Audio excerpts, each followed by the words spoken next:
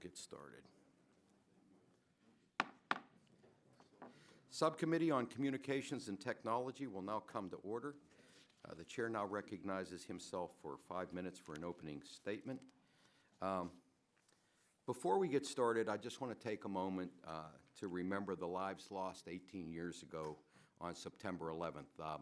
Many of us here on the committee were there when this happened. I remember having breakfast in the Capitol when the first plane hit the tower, which I didn't know at the time. And when I got back to my office and saw my staff all watching the television sets is when the second plane hit, and we just knew something terrible had happened. And it seems like it couldn't have been 18 years ago, but it was. And I just think we want to remember all the sacrifices that got made by our police and firemen, all our first responders that ran towards that building. Many of them aren't with us today from illnesses that they contracted being down there at that site. And also remember that evening that we all stood on the steps of the Capitol, Democrats and Republicans locking arms and singing God Bless America. I remember that very vividly too. We probably could use a little bit more of that these days in this country of coming together as Americans. I just ask that maybe we just take a brief couple seconds to for a moment of silence just to reflect on 9/11 18 years ago and all the people that passed.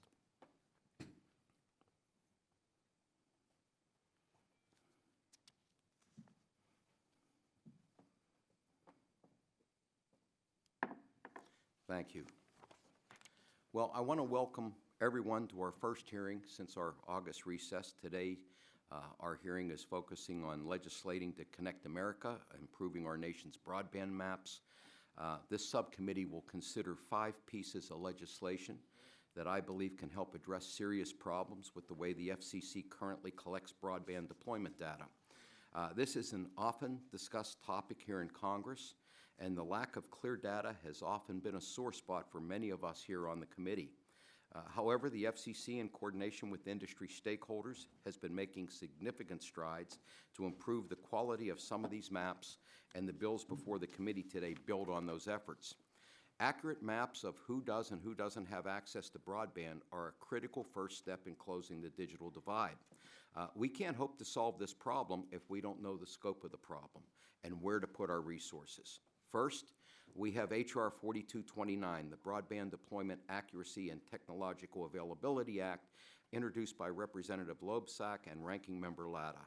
This bill would dramatically improve the FCC broadband maps by requiring the FCC to collect and disseminate far more granular broadband data for both fixed and mobile services. The bill would also allow the FCC to use crowdsourced data to help verify and supplement carrier-provided data. Second, we have H.R. 4128, the Map Improvement Act of 2019, introduced by Representatives Lujan, Bilirakis, and myself. It would standardize the methodology used for collecting and verifying coverage data provided by providers. It would also establish a new office within the FCC to serve as a central coordinator for the Commission's mapping efforts. Third, we have H.R. 4227, the Mapping Accuracy Promotes Services Act, introduced by Representatives McEachin, Long, Loebsack, and Latta. This bill would make it unlawful for a person to submit inaccurate broadband coverage data to the FCC. Fourth, we have H.R. 2643, the Broadband Mapping After Public Scrutiny Act of 2019, which has been introduced by Ranking Member Latta and my good friend Mr. Welsh. This bill would create a challenge process at the FCC for fixed and mobile broadband coverage data and allow private entities as well as state, local, and tribal government entities to verify coverage data submitted to the FCC. And finally, we will consider H.R. 3162, the Broadband Data Improvement Act of 2019, introduced by Representatives McMorris-Rogers and Representative O'Halloran. This bill would update the FCC's mapping process, establish a public challenge process, and require federal agencies to use the newly created broadband maps to determine the extent and availability of broadband in the United States. I look forward to the testimony of our witnesses and the discussion about this important legislation, and at this time I'd like to yield the balance of my time to Congressman Loebsack. Thank you, Chairman Doyle and Chairman Pallone, Ranking Members Walden and Latta for holding this legislative hearing today, And thank you, Chairman Doyle, for giving me some of your time. There is a lot of great stuff in the Broadband Development Accuracy and Technological Availability Act, or Broadband Data Act, and we'll be discussing that shortly. But I would first like to extend an extra special thanks to Ranking Member Latta for working with me to introduce the Broadband Data Act.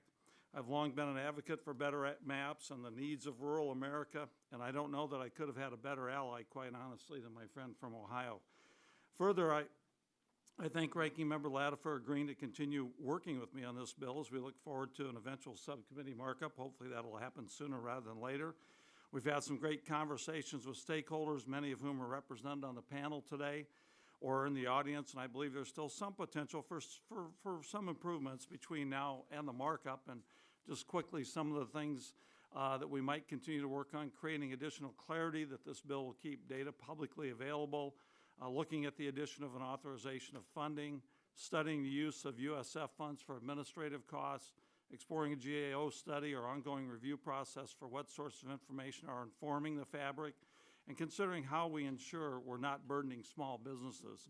I'm very proud of the bill that Representative Latta and I introduced and we'll be talking about today, and I think we have a bill that is ready for markup and passage on the House floor, but there might be some room for improvement, and I am willing to work with Congressman Latta going forward, and with that I yield back my time. Thank you. Gentleman yields back. Chair now recognizes my friend Mr. Latta, the ranking member of the subcommittee, for 5 minutes. Well, thank you, Mr. Chairman. If I could also, before my time begins, I'd like to thank you for your very sincere words on remembering 9/11. I think everyone in this room can remember where they were that day, and the impact that's had on this nation. And I totally agree with you that the country came together that day. I was in the Ohio legislature at the time, but I appreciate your words, and we have to always remember what happened on that day. So thank you. I'd like to welcome you to today's committee legislative hearing on potential solutions to accurately map broadband availability in rural America. I thank our witnesses for joining us and providing their thoughts on this issue. Extending the reach of broadband in rural Ohio and across America is critical to ensure everyone can participate in the digital economy. Since passage of the 1996 Telecommunications Act, the private sector has invested roughly $1.7 trillion in their broadband networks. We should acknowledge this investment in rural deployment, ensure that government-supported solutions complement private capital instead of competing with it. This has become increasingly important, with some proposals calling for as much as $150 billion in government funding to publicly own and operate networks nationwide. Today's legislative hearing features several bills introduced by committee members who deeply understand the lack of connectivity across their districts. Our constituents tell us when they don't have service, and it's through their voices that I've heard and worked with my colleagues on two of the bipartisan bills that will be discussed today. The Broadband Maps Act, which I introduced with my very good friend, the gentleman from Vermont, would help to verify reported data through a public challenge process. And the Broadband Data Act, which I've developed with my good friend, the very good friend, the gentleman from Iowa, would take a comprehensive approach to fixing our nation's maps. I believe that these bills will help build on the success of our previous partnership to deploy broadband to rural farms, lands through the Precision Agriculture Connectivity Act. As we look to the FCC's next round of universal service funding, it is vital that we work in a bipartisan manner to ensure that there is a verified, accurate, and granular foundation upon which we make these funding decisions. Congress has an important oversight role to play in ensuring that we do not repeat the mistakes of the past. With limited federal dollars to go around, we simply cannot afford to misidentify areas that serve which are truly unserved. Only with accurate and granular data will we begin to close the last frontier of the digital divide. It is also critical that a robust, user-friendly challenge process is in place to appropriately dispute potential inaccuracies within the coverage maps. We must and have to get the maps right, and in creating a pathway for the FCC to consider additional broadband data will help achieve that goal. As we move toward committee markups, I anticipate continuing discussions with my friends across the aisle on several outstanding issues, such as striking the right balance between protecting competitive, sensitive information while providing transparency to consumers, ensuring that we can leverage data the best we can across the federal government, and addressing the cost of the fabric and ongoing review of the fabric's reach and effectiveness, and finally, examining unintended impacts of certain requirements on small businesses. I thank the chairman for holding this hearing, and I'm committed to working with my colleagues on these issues through regular order. And at this time, I'd like to yield the rest of my time to my good friend, the gentleman from Missouri.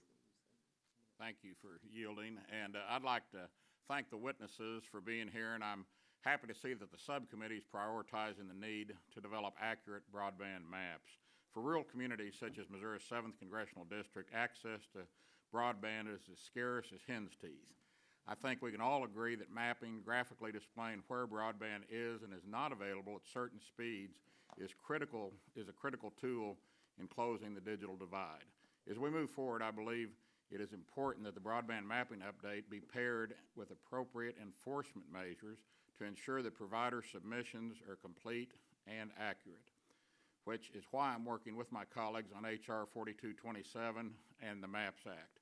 In closing, I'd like to thank Representatives Dave Loebsack of Iowa, the Telecom Ranking Member Bob Latta, and Donald McEachin, Virginia, for their work on both the Broadband Data Act and Maps Act, and I'm committed to working together toward the subcommittee markup and sticking the landing on this important topic.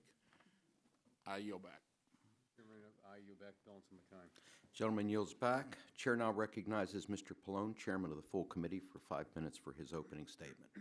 Thank you, Chairman Doyle. This year, our committee has focused on improving telecommunications services for consumers. In July, the House overwhelmingly passed the bipartisan Stopping Bad Robocalls Act, and earlier this year, the House passed legislation that restores a free and open Internet by reinstating net neutrality. And now this subcommittee continues its work on a range of pro-consumer issues, including broadband deployment, spectrum policy, supply chain security, and more. Broadband mapping is a central component in each of these discussions. Without good maps, we can't correctly determine how we should target funding for broadband access and adoption in rural and urban areas. Without good maps, we don't have enough detail to assess competition or review mergers. And without good maps, we don't have a proper view of whether the FCC is appropriately using its authority to benefit consumers. It's not an exaggeration, in my opinion, to say this FCC's terrible broadband data is its Achilles heel. And the statistics show just how bad this problem is.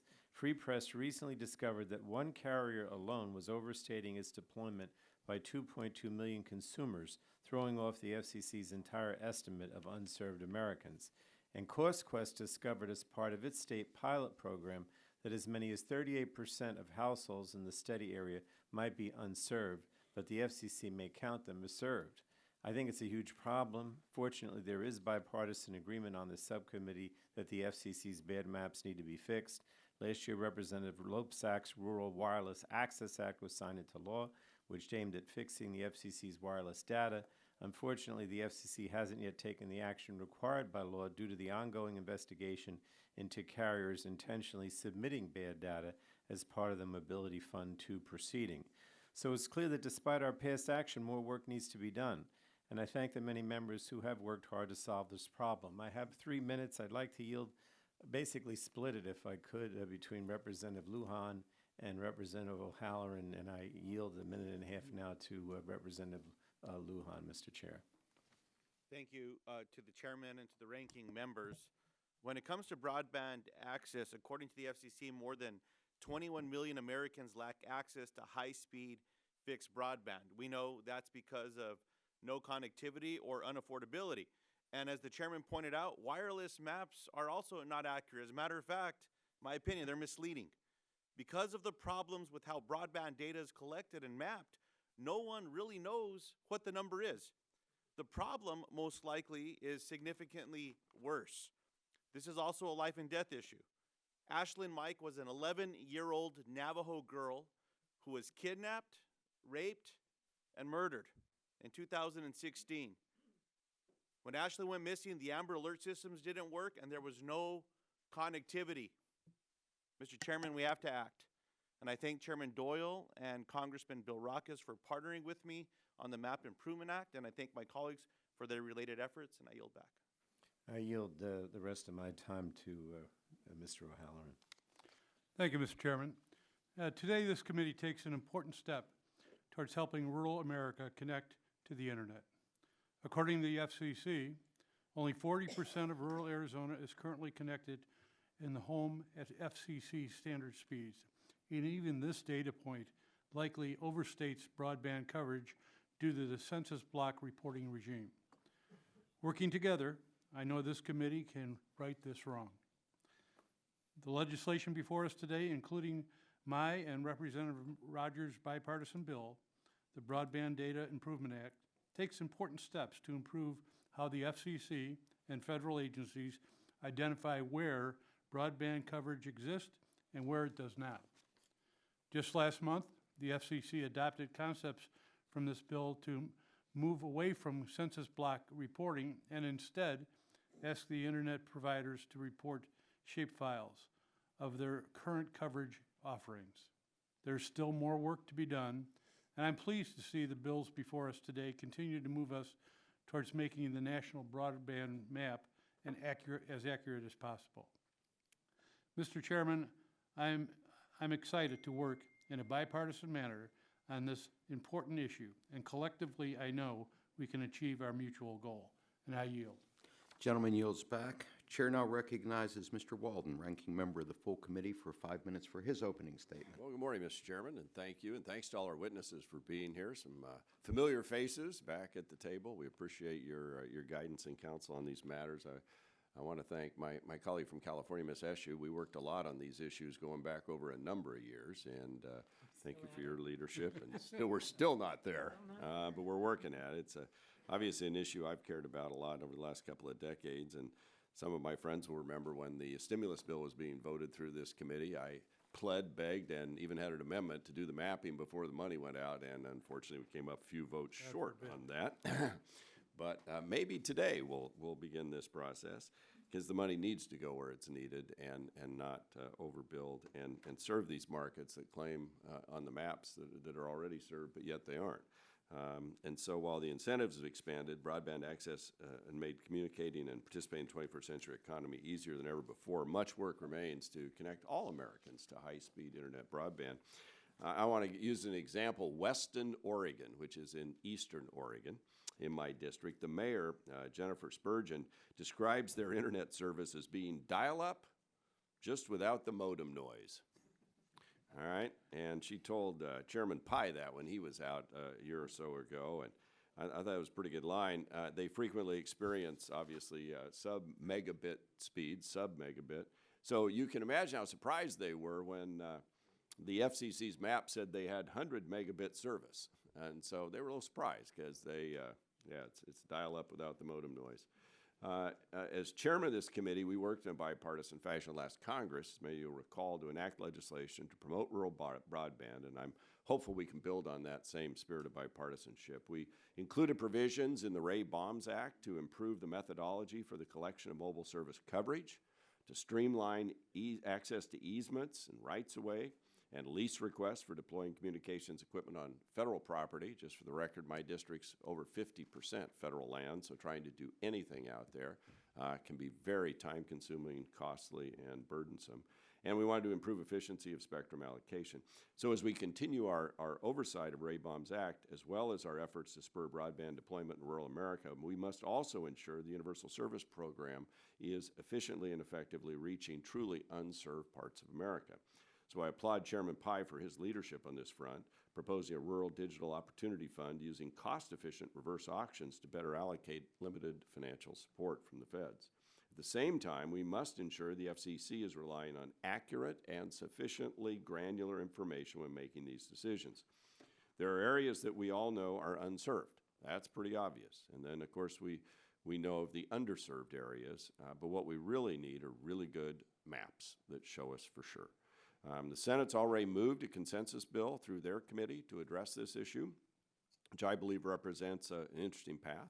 The legislation before us today rightly underscores the importance of this issue and the attention it has earned among members of the committee.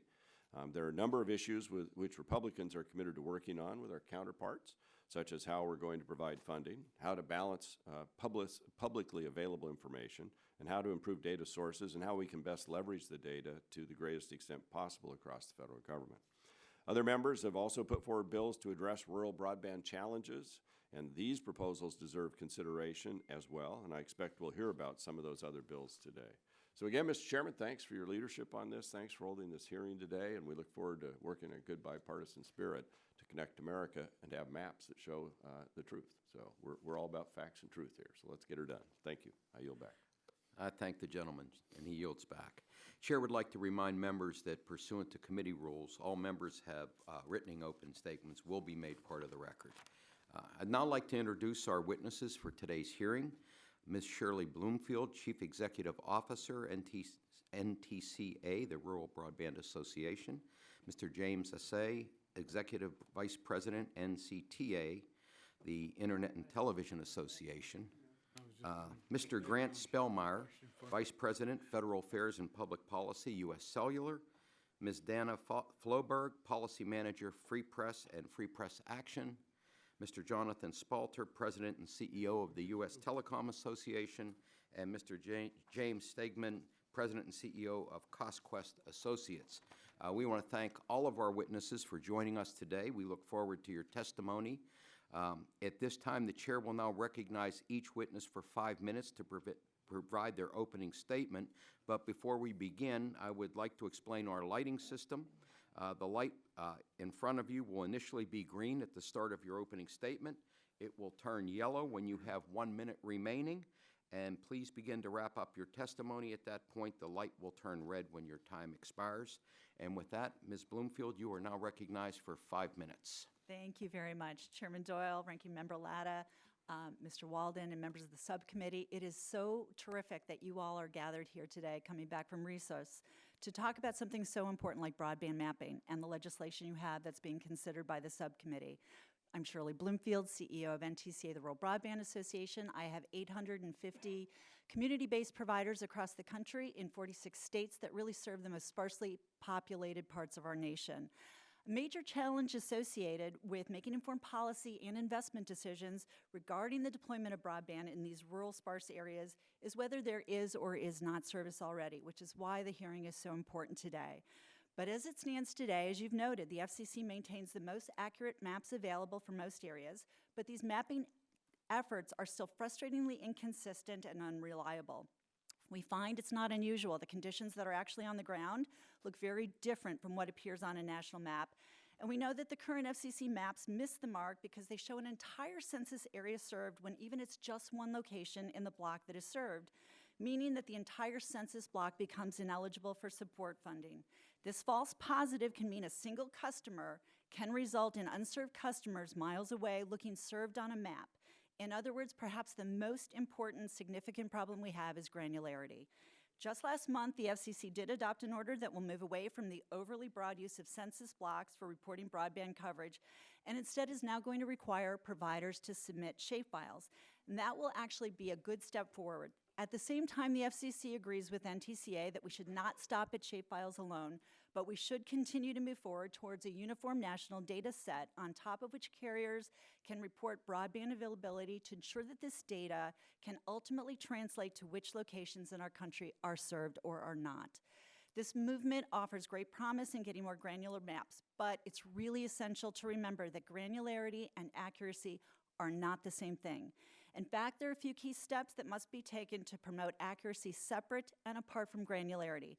First, we've got to standardize reporting. We've got to make sure that everybody reports on an apples-to-apples basis. That's really critical. Specific technical standards should be established, and we must ensure that providers are not making unreasonable or unrealistic assumptions about the capacities that they actually have. We simply cannot rely on people reporting advertised speeds across a wide swath of rural America to be considered sufficient. In addition to tracking speeds, NTCA submits that the FCC should require reports specifically on the latency and the usage limits applicable to broadband services. Latency and usage limits can play a really critical role in the consumer experience, particularly when you're doing something really important like telemedicine or distance learning, and it would be useful and not an incrementally difficult database to gather. But even if you do standardization up front to improve the mapping inputs, all of that data in question still becomes self-reported. It's self-reported data, so therefore you're going to have a back-end validation process as well to ensure that the process actually has integrity. So one of these validation processes could be crowdsourcing, which allows users to actually report what they're experiencing on the ground. But crowdsourced data must be implemented thoughtfully so that it provides value and detects noteworthy trends rather than creating confusion or burdens. Think of a heat map and what that data tells you. Another and perhaps more critical validation that the Commission could utilize would be a robust challenge process anytime that it's preparing to make significant funding or other policy decisions. A challenge process would enable providers and policymakers to do one last sanity check on the accuracy of the map before decisions are actually reached. A lot of broadband deployment has taken place since the most current map which is out there, which is in 2017. And we want to make sure that we're not doing overbuilding using federal support, because that's not the best use of limited resources. Improve the maps on the front end, validate on the back end. American consumers deserve the integrity of that process. Turning specifically to the role that Congress and this committee can play, the legislation that you've got under consideration, we applaud the careful attention that Representative Loebsack and Latta have placed in looking at a couple of things. First, making immediate granularity improvements in the form of shapefiles, very critical. Second, moving towards a more granular location fabric in the future so we can really get a clearer picture. And third, calling explicitly for standard development and challenge processes to improve the data collection on both the front end and the back end. So due in large part to the leadership of this committee and the subcommittee, small broadband providers like those in NTCA's membership have really made great strides in reducing the digital divide. But the job is far from done, and you know that. We've got to make sure that we can use these maps to really figure out where broadband is lacking and sustain broadband where it actually exists today. So on behalf of NTCA and all the members that we represent, we thank you sincerely for this hearing. Thank you very much. The chair now recognizes Mr. Assey for 5 minutes. Thank you. Thank you. Good morning, Mr. Doyle, Ranking Member Latta, members of the subcommittee. My name is James Assey, and I'm the Executive Vice President of NCTA, the Internet and Television Association. NCTA's members include the nation's largest providers of high-speed Internet access, as well as small ISPs, serving some of the most rural parts of the country. We welcome today's hearing focused on several bills to improve broadband mapping and look forward to working with you on these issues. Over the last 2 decades, our broadband maps have helped chart the rapid growth and expansion of Internet technology. Indeed, following hundreds of billions of dollars invested by the cable industry and other ISPs, high-speed Internet service has rapidly expanded to reach over 90% of American households. Yet despite such success, there are still many places today where broadband service is not available and likely may not be without some form of government support. Ideally, data from our broadband maps would help us identify these coverage gaps, but regrettably, while the tools currently used offer some assistance in highlighting unserved areas, our system at present is too crude to fully perform this role with desired precision. This is because the FCC's map today relies on information submitted on Form 477 that requires providers to report deployment data at a census block level. While such an approach helps us identify census blocks that are wholly unserved, it also leads to some admitted mistakes, as the methodology counts an entire census block as served, even if just a single household in the block has access. Thankfully, we can improve this process. Indeed, the FCC has recently taken significant steps in this direction, adopting a proposal suggested by NCTA that will require providers to submit polygon shapefiles or coverage maps that more precisely reflect the areas where service can be offered in the normal course of business. Importantly, these rules will also permit further refinement through public, crowdsourced feedback that will promote a more accurate picture of broadband availability. As the committee considers mapping legislation, we encourage it to build on what the FCC has done and refrain from actions that might delay the swift implementation of these improvements. Consistent with this belief, we commend Congressman Loebsack, Ranking Member Latta, as well as Congresswoman McMorris-Rodgers and O'Halloran for their respective efforts on the Broadband Data Act and the Broadband Data Improvement Act. Each of these bills would ratify the FCC's reliance on more granular shapefile submissions, secure a more robust validation and challenge process, and improve coordination among federal agencies to track broadband funding awards. Beyond the clear benefits of shapefile reporting, we note that some providers have suggested that the FCC create other tools to complement an improved map of served and unserved areas. Unlike shapefiles, the location fabric tool suggested by U.S. Telecom focuses not on the more granular identification of unserved areas, but rather on determining the precise location of serviceable buildings within unserved areas. Admittedly, such data could be helpful to bidding parties in sizing the potential cost of serving unserved areas, but it also raises a number of thorny implementation questions that deserve to be fully explored on the public record. Indeed, the FCC's pending further rulemaking tees up many of these issues for consideration and offers a perfect venue for parties to test private claims and consider the marginal costs and benefits of creating a new location tool. Finally, as we work to improve the accuracy of maps identifying unserved areas, a process that has already taken 2 years at the FCC, we should avoid getting sidetracked by attempts to insert extraneous data points into the consideration of whether broadband service is or is not available in a particular area. The FCC already collects a wealth of data from broadband providers, and each type of data has value, but attempts to graft new data requests onto mechanisms designed to address broadband availability would only muddy the waters, increase costs, and could delay funding to unserved areas. Instead, we encourage you to appreciate the relevance of specific data to its specific context so as to help identify the signal from the noise and keep improvements moving forward as cleanly and efficiently as possible. At the end of the day, we know that no map will be perfect and that every map is only a snapshot of a world where conditions constantly change. But with common purpose and humility, we can work together to meaningfully improve the accuracy of our current maps in ways that are practical and advance our national interests in bringing the benefits of broadband to all. Thank you for this opportunity and look forward to your questions. Thank you. Mr. Spellmeyer, you're now recognized for 5 minutes. Thank you. Chairman Doyle, Ranking Member Latta, members of the subcommittee, thank you for the opportunity to testify today on broadband mapping. Just for the benefit of the members assembled here today, I'm the wireless witness. I'm going to talk about the wireless side of the mapping. Most of my colleagues here at the table are going to be speaking, exclusively to the wireline side, and I want to try to avoid a little bit of confusion over some of the nomenclature that you'll hear. With that said, U.S. Cellular fully supports legislative efforts to improve broadband mapping, including all of the bills before this committee today.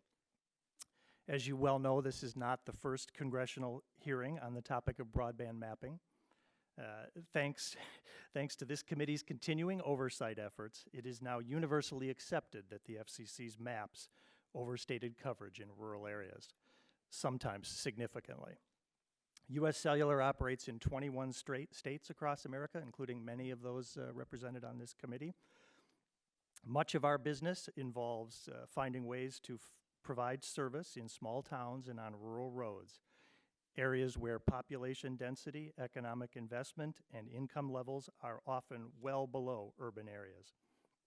We are constantly thinking about ways to address the economics of providing vital broadband services to those areas. Accurately mapping mobile broadband coverage is difficult because there are many factors such as terrain, foliage, spectrum, and equipment deployed that affect how far a radio signal travels and the signal quality a consumer actually experiences on the ground. We believe the primary issue with the FCC's one-time data collection for wireless is that some of the key standards adopted were inconsistent with how carriers actually design and operate their networks. For U.S. Cellular, the Mobility Fund 2 challenge process was an all but impossible task. Our challenges are documented in a YouTube video that's referenced in my written testimony. I've also attached to my written testimony example maps demonstrating the abysmal results we found during drive testing across this country. My company invested over $2 million to bring those challenges. We exhausted that budget. We ran out of time. We succeeded in testing only a small fraction of the areas that we believed to be inaccurate. To its credit, the FCC heard the widespread complaints, and late last year, they thankfully suspended that challenge process to review carrier submissions and to consider next steps. We are at a critical moment in time. Everyone agrees that the maps are not good enough to conduct an auction. The Broadband Data Act will significantly improve broadband mapping for mobile services by mandating standards that reflect how wireless carriers actually engineer their networks today in rural America. For example, the FCC's one-time data collection used a cell edge probability of 80% and a cell loading factor of 30%. Consistent with how we actually engineer our networks today, this legislation would properly direct the use of stronger factors, 90% at the cell edge probability and a 50% cell loading factor, reflective of how busy the network actually is in a rural area. By passing this legislation, Congress will also significantly improve the challenge process. For a challenge process to be effective, the areas of controversy should be small so that the task of bringing challenges is actually manageable for carriers and for the American public. And so that people believe that actually taking the time to participate is worthwhile. In closing, we must get this right because 10 years worth of federal universal service funding is riding on this map. In the fixed broadband world, that's over $20 billion.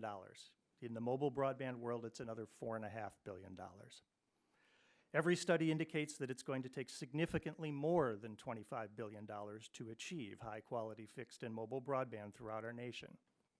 And that doesn't even begin to account for the costs of rolling out 5G. We can't afford to waste even a single dollar. This committee should adopt the Broadband Data Act and the related legislation before it today so that we can get on with the task at hand. Step one is fixing the maps, and we begin that process here today. Step two is even more significant. That's actually filling in those maps. That's a broader challenge, and we look forward to working with the committee on that next. Thank you. Thank you. Ms. Floberg, you have 5 minutes. Chairman Doyle, Ranking Members Latta and Walden, and subcommittee members, thank you for inviting me to testify. I'm here today representing Free Press Action, a nonpartisan nonprofit with 1.4 million members. Every community deserves the benefits of a robust, affordable broadband connection, and better broadband maps are part of getting there, yet they aren't all we need to close the digital divide. We support H.R. 4229, the Broadband Data Act, and H.R. 4227, the Maps Act, which improve the FCC's National Broadband Map and the underlying Form 477 data by making it more granular. There are indeed opportunities to improve that data, though the existing errors on wired broadband may be significantly smaller than some stakeholders fear. In Virginia and Missouri, CostQuest pilot found that a few 100,000 additional households might be unserved at what the FCC defines as broadband speed. If we extrapolate that nationwide, that could mean potentially 8 to 19 million additional unserved people. That is certainly an issue worth fixing, but the number is far lower than some have speculated. Still, there are some key areas where wired deployment data could be improved. Mobile maps, on the other hand, seem to deserve all the criticism they get. Accurately assessing how a signal will propagate presents unique challenges that can lead to wildly overstated wireless maps. We are optimistic about this legislation's proposals to improve the granularity and accuracy of both mobile and wired deployment data. As we improve our broadband maps, however, we must not sacrifice transparency. Both Congress and the Commission have long recognized the value of ensuring public availability of not just our broadband maps, but also the underlying data. Free Press and others have made extensive use of this data, recently shining a light on massive overreporting by a single small ISP. This illustrates the value of keeping deployment information publicly available. And for a new challenge process to have any true corrective power, outside parties must have access to this data. The Broadband Data Act goes a long way towards this goal, though we would welcome amendments to clarify that deployment data should not be considered confidential. But improving the accuracy of broadband deployment maps should not be the sole preoccupation of this subcommittee. At their best, maps are useful because they help us get where we're going.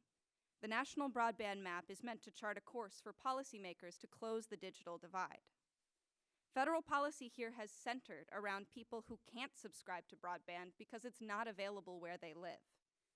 But the divide actually extends far beyond these completely unserved communities. Millions more people live in an area where broadband at the FCC speed threshold is already deployed, yet they can't afford to subscribe. In fact, only 42% of households making less than $20,000 a year subscribe to wired home internet, compared to 83% of households with incomes above $100,000. So even if these bills resulted in completely error-free maps, and even if those maps enabled complete national broadband deployment, the digital divide would persist. When it comes to broadband dreams, if you build it, they will come, just isn't true.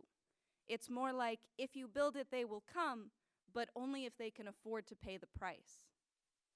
When families are forced to forgo necessities like diapers and food so they can afford to keep paying their internet bill, when students are forced to research and write essays on mobile phones because their parents can't afford a fixed connection, when the unemployed are forced to hunt for jobs without the aid of broadband because the price is just too high, we have an affordability problem.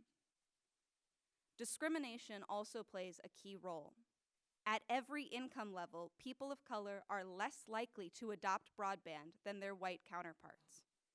Taken together, there is strong evidence that lack of affordability, lack of competition, and racial discrimination are keeping people offline. Better maps will help target public investments to improve broadband deployment, and that's good. But your unserved constituents can't use on-ramps to a digital superhighway they can't afford to ride. That is why, while we support the bills in today's hearing, we urge this subcommittee to see them as a stepping stone. Improving the National Broadband Map is valuable, so long as policymakers stay true to the principle of ensuring publicly available deployment data and remember that the digital divide is much broader than maps or deployment alone. Thank you. Thank you. Mr. Spalter, you have 5 minutes. Well, thank you, Chairman Doyle and Ranking Member Latta and other distinguished members of this committee. Thank you for the opportunity to appear before you on behalf of the members of U.S. Telecom, large and small, who collectively have invested far more and for far longer than any other sector to connect rural America. Today's hearing is appropriately focused on one of the most critical questions before our country. Will every person in this nation have access to the foundation of the 21st century American dream? Bridging the digital divide is not a partisan issue. This is an American opportunity. And we're at a pivotal moment where we have the tools ready and the bipartisan will to ensure that we can identify and connect the unconnected quickly, efficiently, and accurately. We convene today to focus on one of the biggest barriers to achieving our goal, the fact that our nation still lacks a single map that can accurately identify every home and business that is currently unserved. If we can't see it, we can't fix it.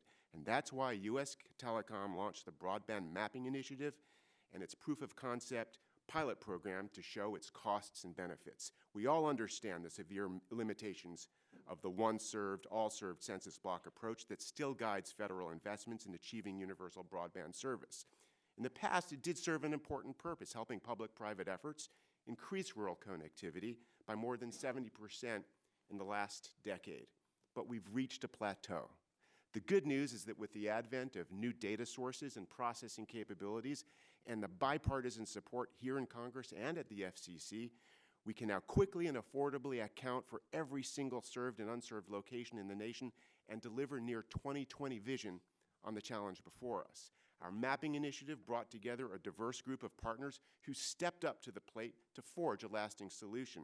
We launched the pilot program in April. Our goal focused was focused to identify the precise number and location of every broadband serviceable location in the pilot states and demonstrate the ability to scale the approach nationally using modern data sources. And with that foundation, demonstrate how providers can report broadband availability on top of that foundational data set, shapefile or otherwise. It's now complete, and the findings are crystal clear. Yes, we can quickly and affordably map the gap, and with a degree of accuracy that makes the census block or shapefile only approaches look like pin the tail on the donkey. Equally important, we can take this step concurrent with any new broadband support programs, such as the FCC's potentially game-changing $20 billion Rural Digital Opportunity Fund, in a manner that need not delay, indeed would likely accelerate our ability to finally and truly connect every part of our nation. This is a once-in-a-generation leap forward in identifying the availability of broadband. We conducted the pilot in Virginia and Missouri. We're now happy to be working with the FCC and you to scale our approach nationwide, producing a visibility into our country that no regulator or provider has ever seen before. And our findings underscore the urgency of this work, identifying a margin of error of as high as 38% under today's approaches. That's up to 445,000 homes marked served that could in fact be unserved in our 2 pilot states alone. To argue that we need to choose between speed and allocating scarce federal dollars based only on existing reporting approaches and accuracy in the form of better maps later is a false choice. Our pilot proves we can do both, be quick and be accurate. That's one of the reasons why U.S. Telecom strongly supports the bipartisan Broadband Data Act and the Maps Act that mandates the proper ready, aim, fire sequencing of mapping the gap and then targeting finite federal resources with a precision that has not been possible to date. Critically, the legislation wisely pairs more granular reporting on the one hand with more precise location identification to close the digital divide once and for all. Today should be a galvanizing moment, a unifying and bipartisan sense of determination combined with innovative new data capabilities put victory at long last within reach. But as we approach the finish line, we cannot back down a single step to find the win. Creating a complete database of all broadband serviceable locations will provide policymakers a necessary picture of where scarce taxpayer dollars should be targeted and allow providers the best opportunity to invest those resources efficiently and with greatest impact, increasing speed and minimizing waste. Most importantly, this new mapping approach directed in the legislation before us today will render visible and thus reachable the unseen and the unserved. So thank you again for calling on us to raise our sights and raise the bar when it comes to connecting all Americans. I'm really happy to take your questions. Thank you very much. Mr. Stegman, you're now recognized for 5 minutes. Thank you. Good morning, Chairman Doyle, Ranking Member Latta, and members of the subcommittee. My name is James Stegman. I am president of CostQuest Associates, and it is an honor to be here again to discuss the status of broadband in this country. For the last 20 years, CostQuest has taken pride in empowering the public and private sector with the ability to make data-driven decisions with their most critical resources. And we seek to do the same for broadband mapping. While CostQuest is known for its cost expertise, the integration of geospatial design and data forms the underpinning of all our studies, analysis, and models. As for my own experience, I'm a statistician by trade, and as Hal Varian, chief economist at Google, said in 2009, the sexy job in 10 years will be statisticians. As you listen to my testimony today in 2019, I'll let you decide if Hal was right. Now, let me jump to the heart of my testimony. A coalition of leading broadband innovators launched the Broadband Mapping Initiative in April of 2019 to demonstrate the feasibility of identifying the precise number and locations of structures that require broadband access in Missouri and Virginia. The resulting data set, known as the Broadband Serviceable Location Fabric, makes it possible to precisely map and understand where broadband is available, and more importantly, where it isn't.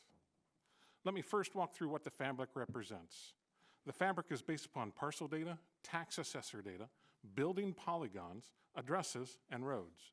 Combined through our unique geospatial process, we were able to identify the broadband serviceable location on the vast majority of parcels.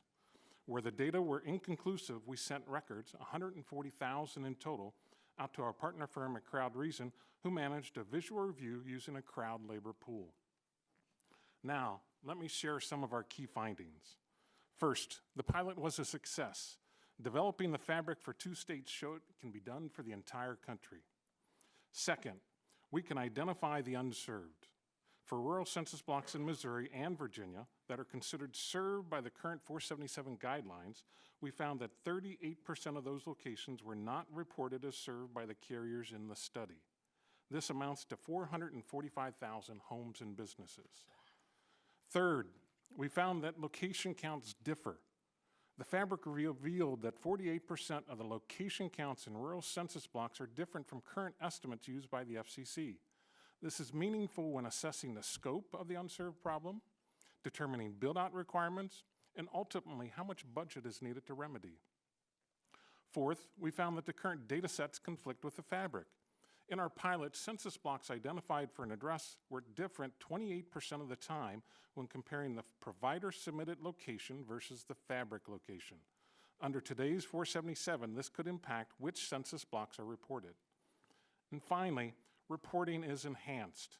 Regardless of how the new FCC coverage reporting format is set up, the quality and validity of the reporting will be improved using location-specific data.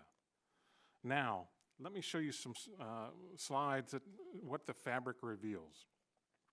In image 1, shown on the screen, I highlight what our current 477-based understanding of broadband coverage would look like today in 10 populated census blocks in rural Missouri. Using the pilot's provider's data, all the census blocks shaded in blue would be reported as served. This is the extent of our knowledge today. Nothing more, nothing less. We do not know if all customers in the census blocks are served or if it's only one. In image 2, I demonstrate what polygons might look like under the FCC's proposed coverage efforts, where carriers will file polygons that represent where they provide service.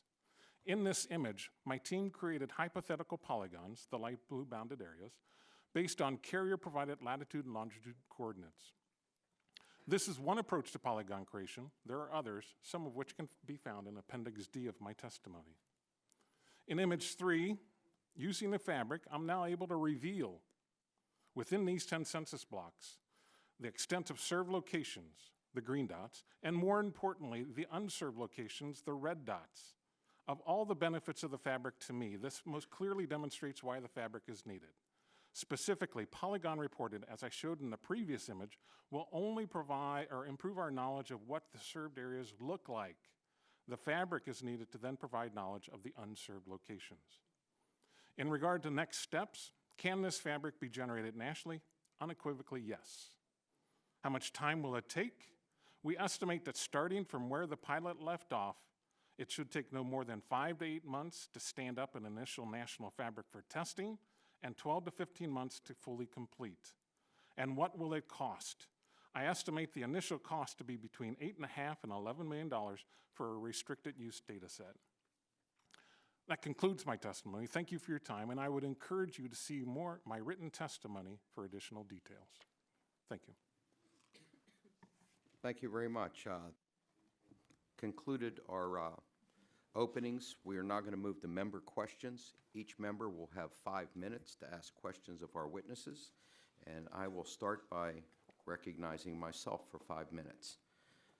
So, Ms. Floberg, tell me, why is it so important that broadband coverage data be accessible to the public and be challengeable by third parties such as your organization? Thank you, Mr. Chairman. I think that we've seen and we've heard today a lot about the importance of ensuring that there is a check on whatever mapping system we implement.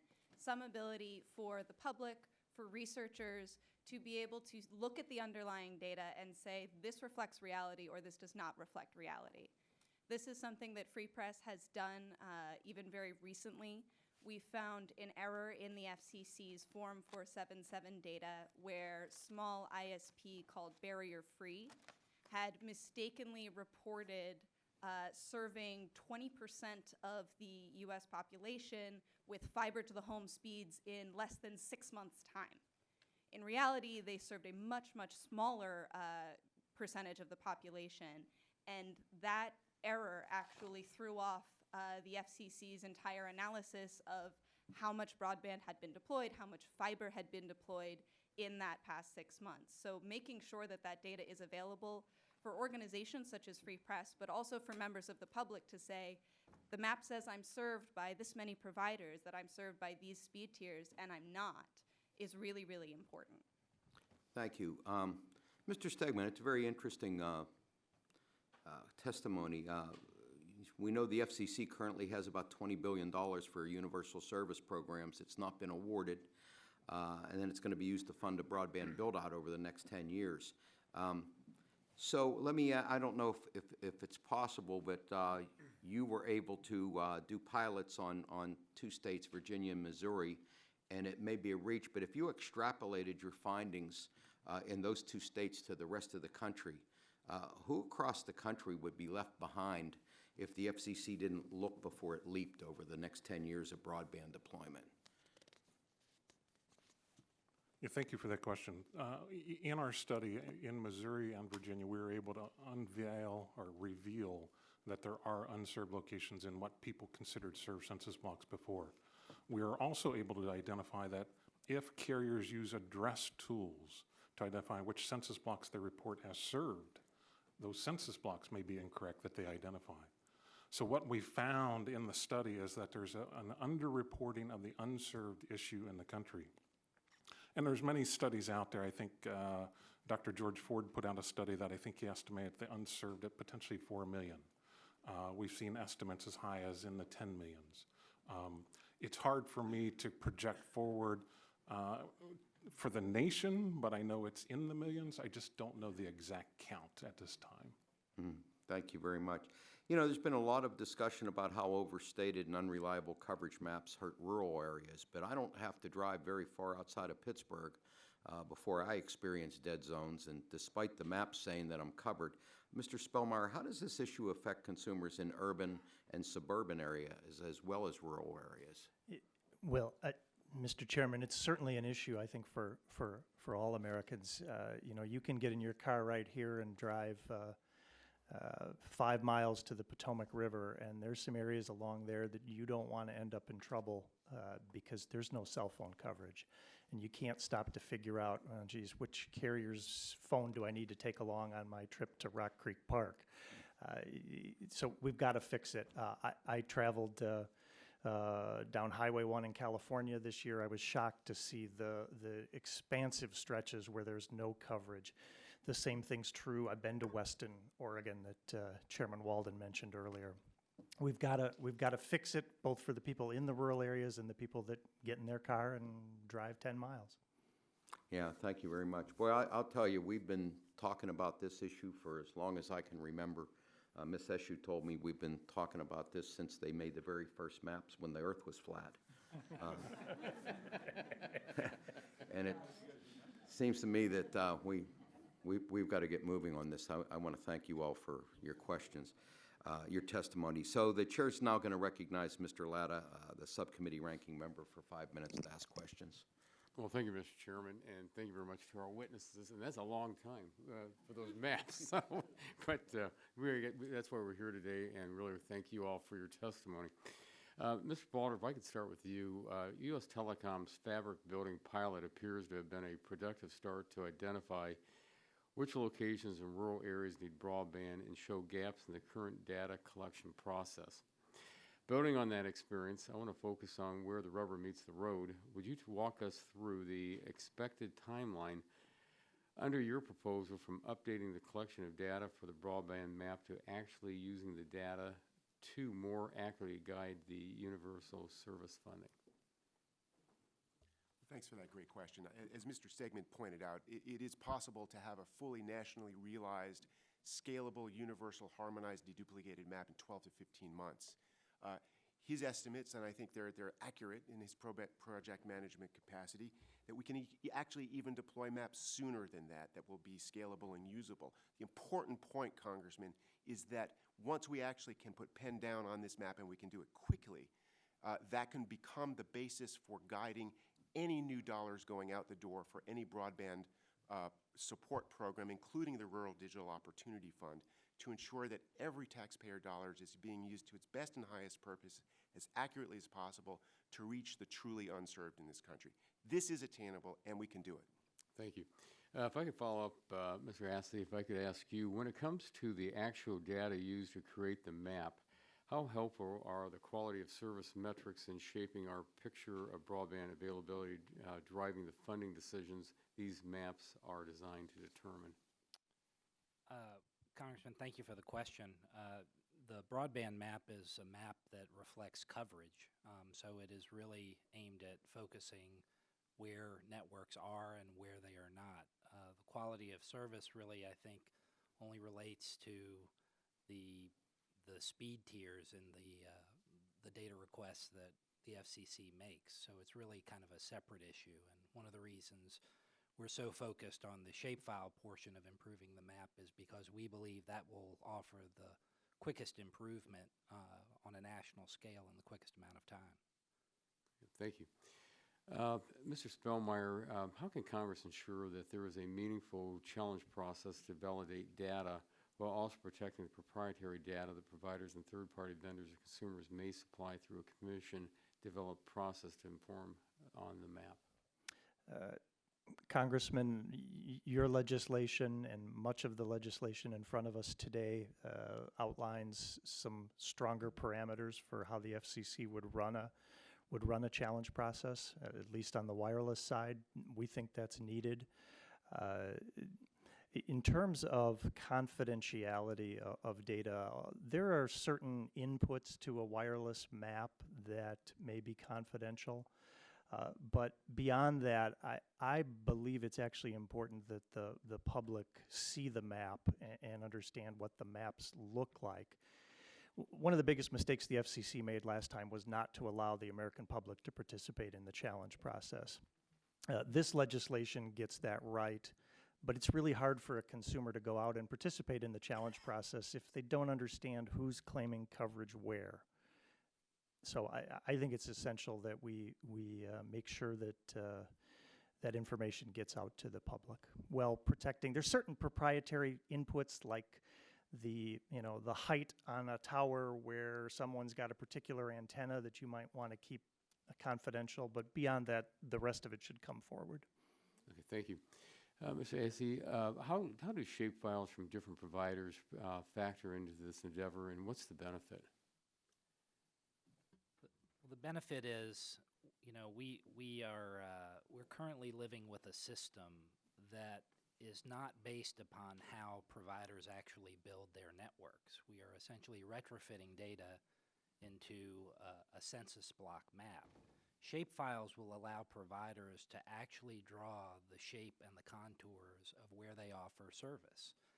And whether or not you are a cable provider or a fixed wireless provider or a telco, you will be able to provide that data and essentially layer it on top of the national map so that we can actually identify in a more granular way those places that are being served with broadband today, and we can, more importantly, identify those places that are yet to get service.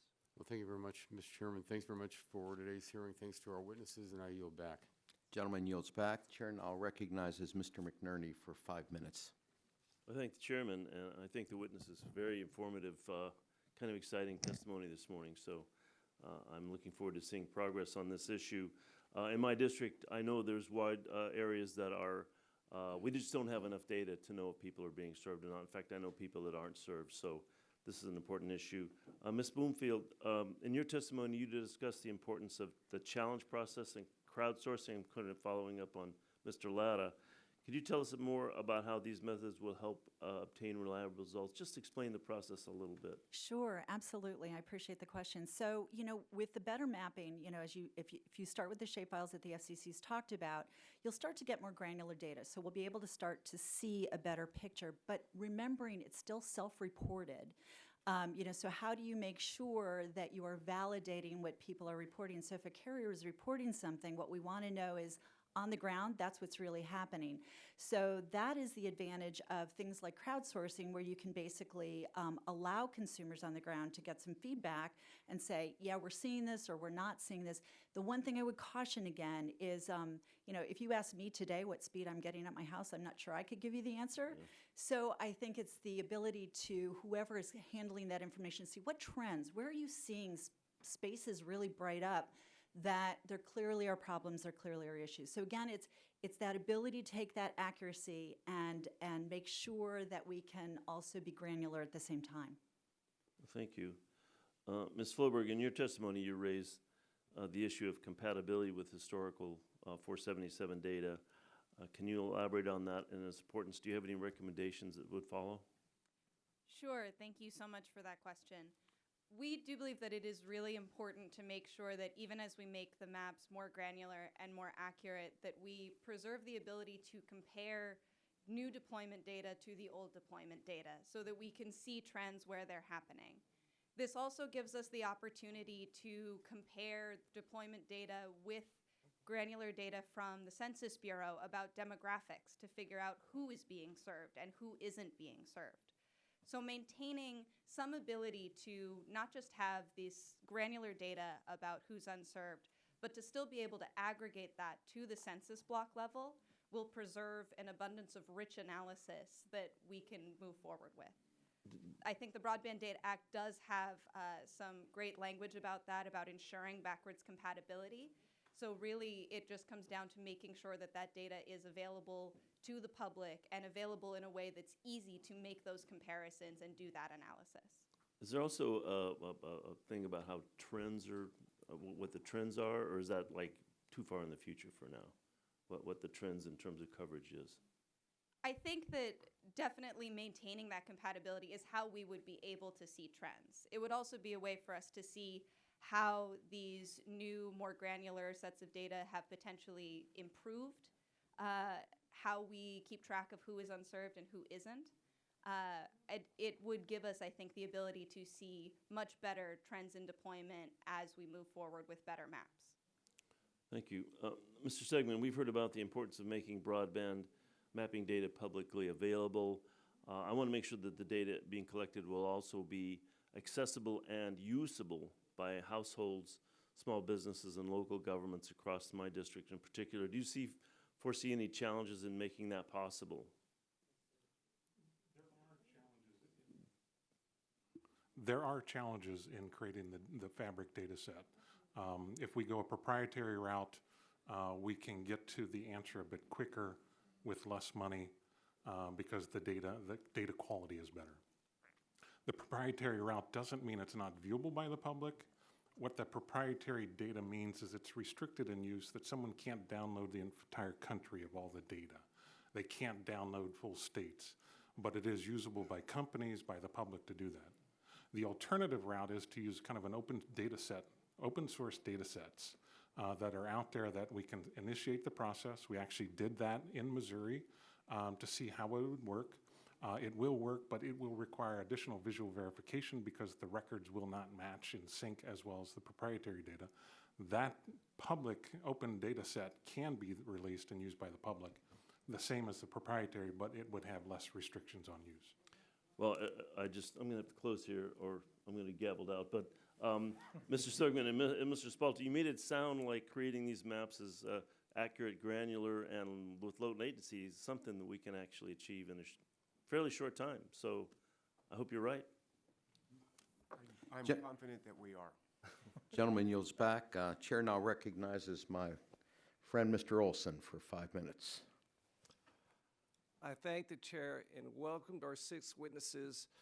I'd like to start out with a point of personal privilege. Remind everybody here that September 11th is not just a day to remember what happened 18 years ago in New York, in D.C., and in Pennsylvania. 7 years ago in Benghazi, 4 Americans were killed, Ambassador Smith and 3 others, when they were overrun by terrorists. So please, later today, pray for their lives as well as lives were lost here in New York and Pennsylvania on 9/11. Now, I got to open by saying Texas 22 is a big suburb. We have a lot of broadband access. That's not a problem. But my state is huge, and Texas has some real issues that you guys have brought up. For example, Mr. Hurd not here, Will Hurd, but he has one county called Loving County, has one small town, population of 134 people. I guarantee you, if one person on that map has access or reports access, the whole city has access, and that is just not true.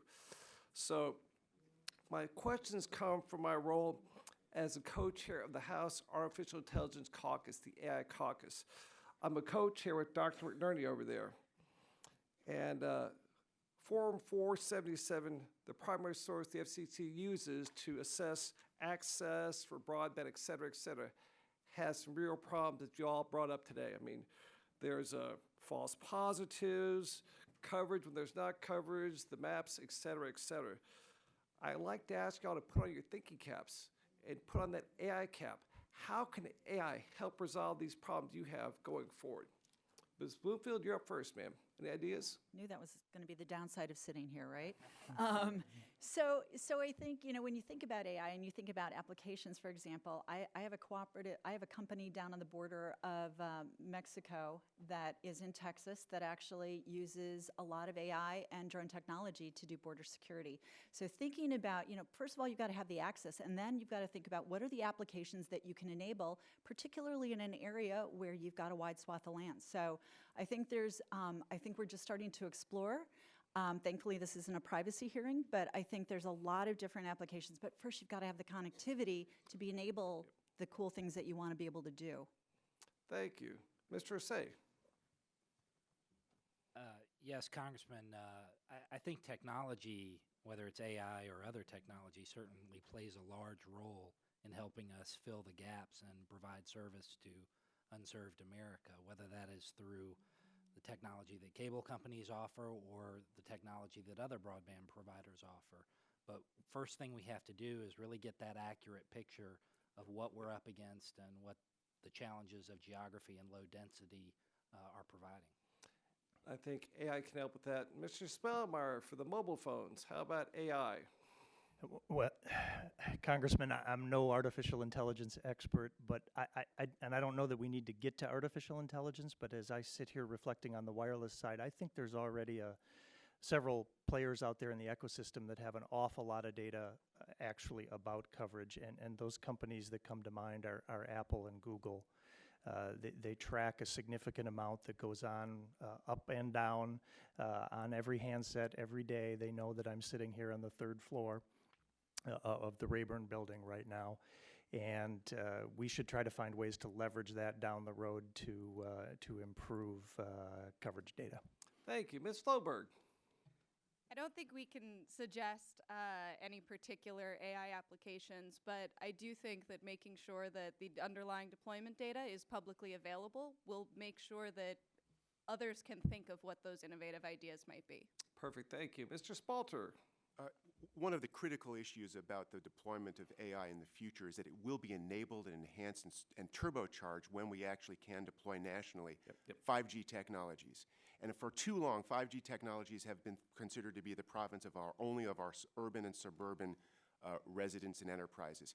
If we can map broadband accurately, granularly, with the process and the methodology we're suggesting, pinpointing where there is in fact unserved locations, and couple that with other reporting technologies and provide that to programs like the Rural Digital Opportunity Fund, that will mean we'll be able to pull fiber to places like your communities in Mr. Hurd's district and your district that then can use fiber-enabled resources to empower rural communities from benefiting from 5G, and with 5G, use the cloud scale algorithms, machine learning, and other data processes that are enabled and will enable artificial intelligence applications for healthcare, for education, for advanced manufacturing, for all kinds of things.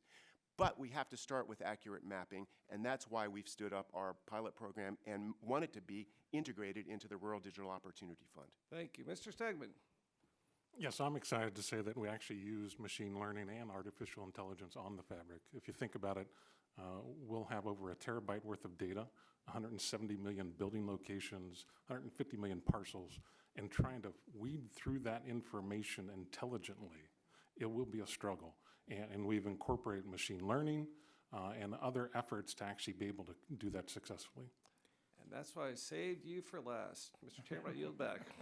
Gentleman yields back. Chair now recognizes the chairman of the full committee, Mr. Pallone, for 5 minutes. Thank you, Chairman Doyle.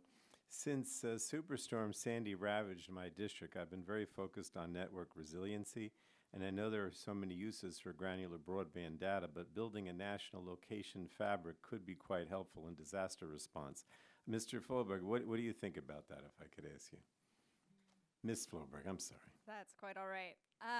I think that there's definitely potential here. The kind of fabric that we've heard CostQuest and others describe could potentially be very useful for making sure that we have the best and most accurate data about when there are these outages in response to natural disasters, where people are experiencing those outages, where folks are who might need help, who might need resources directed by our disaster response. How we do that and how we ensure that we get the appropriate data from carriers about where those outages are and where there are problems with network resiliency that need to be resolved, I think is an open question, but we can certainly see the potential in having that kind of granular data about where folks are who are going to need assistance. Thank you. And Mr. Spellmeyer, do you think better wireless maps will be useful for public safety in the wake of disasters? I do, Mr. Chairman. Without that information, you're flying blind. The wireless industry works pretty hard in advance of and during disasters to try to stay on top of outages and to communicate with public safety. And we've made that as an industry an even greater priority since Hurricane Sandy, thanks to your leadership. We know instantly because of remote monitoring when a cell tower goes down, and if we're in a hurricane situation, we have an obligation to report that to the FCC that same day, and we do that, and we try to regularly communicate with public safety to leverage that information. But certainly, continuing to improve these maps and to make sure that everybody understands who claims to have coverage where will help. Well, thanks. I think the committee should be very proud of the bills before us today, and in particular, I believe that including metrics for quality of service is a valuable addition. And once this legislation passes, I hope we can build on the progress we've made to give consumers more insight into the quality of the service that broadband providers offer. But if I could just ask the entire panel just a yes or no, would each of you commit to working with the committee to build on the concept of quality of service with the aim of helping to better inform consumers? And again, a simple yes or no, if I could start with Ms. Bloomfield. Absolutely. Mr. Assey. Yes. Absolutely. 100. Would love to. All right, thank you. Now let me go back to Ms. Floberg. Significantly in your written testimony, you note that the data that goes into the FCC's broadband maps needs to be publicly available, and I agree. In my opinion, this data must be available for researchers who can double-check the FCC's analysis, local governments who can check the accuracy of the data, and for consumers who can use it to understand better what is available. So, Ms. Floberg, from your perspective, considering all free press's analysis of broadband deployment data, what would happen if the FCC kept this information to itself? Well, I think first and foremost, it would absolutely throw a wrench in the works for having any sort of functional challenge process to get a sense of whether or not the maps and the data that's being reported from carriers is accurate. But I think it would also have tremendous other impacts. Free Press has used the deployment data to assess where there is racial disparities in broadband deployment. That would be much more difficult without that kind of deployment information. We've also used it to assess the accuracy of claims about investments stalling out in the wake of the 2015 Open Internet Order. So there's all sorts of different kinds of analysis related to broadband deployment that would become much, much more difficult for researchers as well as for members of the public simply to gauge whether or not the maps are correct, that they have service or that they don't have service. Thank you. And then my last question is, Mr. Spalter, I also know quickly fixing the FCC's maps is important. Do you think H.R. 4229 strikes the right balance in that regard? We do, and we commend this body and this legislation in particular for advancing three principles. One is that we actually need to prioritize mapping as part of any effort to move forward in accurately determining where unserved Americans, residences, and enterprises are. Second, that there's a need for speed in doing so. And third, that it provides bidders, providers, ultimately, who will be seeking these resources to deliver these services, the ability to do so with pinpoint accuracy, limiting the risk that we're wasting taxpayer dollars and speeding up our efforts to actually deploy broadband to unserved Americans so that we can close the digital divide once and for all. Thank you. Thank you, Mr. Chairman. Gentleman yields back. Chair now recognizes Mr. Kinzinger for 5 minutes. Thank you, Mr. Chairman. Thanks to you all for being here. Accurate broadband mapping is incredibly important so that industry and government can work to provide internet service to un- and underserved areas. It's been one of the bigger goals of this committee, and it's the only goal of the Rural Broadband Caucus, on which I'm proud to serve as a co-chair. Billions of dollars have been invested by the government and industry alike, and substantial improvements have been made, but there's too many Americans without adequate broadband service. And the fact that there are Americans here in 2019 with no service at all is just beyond me. There is near universal agreement that the current mapping methodology is outdated, to put it nicely. We've heard arguments today about not only the maps and the data, but the need for government to quickly disperse funds to continue the build-out. I just want to state that the speed at which funding goes out should be a goal, but it can't be the only goal. For what seems like forever now, government, industry, and Main Street have been complaining about the inaccuracy of broadband maps. Should we move quickly here? Yes, absolutely. But given the complexities of the issue and the difficulty striking the right balance, we may not have a similar opportunity to do this again for some time. So I'd like to move quickly, but it's vital that we get it right so we aren't spending billions of dollars with no effective metrics or meaningful oversight. The most important goal must be to get service to those Americans that have never had it at their homes, their business, or their schools. There's a balance to be struck here, and I'm optimistic that we can find it. So first question for Mr. Spalter. It's encouraging that U.S. Telecom received input from several wireline providers during its pilot program. It's clear, however, that more partnerships are needed from all fixed and wireless providers. How does U.S. Telecom propose that industry could partner and coordinate in developing this data, and would regularly held private industry working groups in coordination with policymakers factor into building that database? We were very privileged and lucky that a number of innovative wireline providers stood up and stood tall to work with us in advancing this idea that we can deliver more accurate data, not only of served broadband locations, but unserved locations, so that we could present to you and to the FCC and to any government agency the clarity that's required to guide our future broadband support programs. I'm disappointed that not all wireline providers decided to join with us in our effort, particularly the cable industry. However, we know that there are some very utilizable data sets that we have available that are immediately available once we complete the map to deploy not only finally a national broadband map, but broadband support programs like the Rural Digital Opportunity Fund that will be effective. In terms of continued partnership, we want to work not only with all parts of government in a harmonized way, but we commend the legislation that's before this body to ensure that there's actually coordination amongst and between government agencies in utilizing maps. And we as an industry are very eager and ready to work with all parts of government, from the FCC to the Commerce Department, the Agriculture Department, and beyond, to advance these maps, including at the state and local level as well. This is all achievable. And we need to understand that if we are going to design and deploy effective broadband support programs, they need to have an undergirding foundational data set upon which all kinds of different reporting mechanisms, including shapefiles, can be added in order for us to get the job done of closing the digital divide. Thank you. Mr. Assey, how do cable providers propose to combine efforts with the wireline and wireless industries to build on the recent pilot program? Well, I think first and foremost, as I mentioned in my testimony, we are focused on delivering the shape files that are going to accurately show the places that are already served. The important thing when we're talking about serving unserved America relative to the fabric and the buildings that may exist in unserved America, that to me goes to the how much it's going to cost to the would-be bidders to extend service there.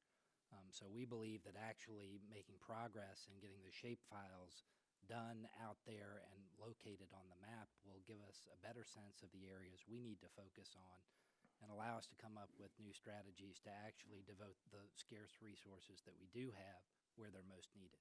So from your perspective, does the fabric tell us which locations have access to broadband? The fabric doesn't, the shapefiles will tell us, and the process that we're going to create to have providers actually demonstrate this is where we believe we can serve, and we have a verification process and a public crowdsourcing process to make sure that we get that right. And then we can focus our energies on making sure we spend the dollars to hook up more people to broadband in unserved America. Well, I have more questions, but time flies when you're having fun, so I yield back, Mr. Chairman. Thank you all. Gentleman yields back. Chair now recognizes Mr. Lobsack for 5 minutes. Thank you, Mr. Chair. And I do want to say again, thank you to Mr. Latta for helping on the bill that we're offering today. We've worked together really well. And I want to thank the members who've been here longer than I have been. Some of those folks' names were mentioned already, too many for me to repeat. But I've only been on this committee now for 5 years. I'm in my 5th year. I'm still kind of a newbie. And I won't be here after this term any longer in the Congress. So there's a little urgency on my part to get this done before I get out of here so that people in my district, people of Iowa, people of the country can benefit from better maps. I've often said garbage in is garbage out, and that's the way it has been in the past, unfortunately, the way these maps have been constructed and then the potential uses of those maps too.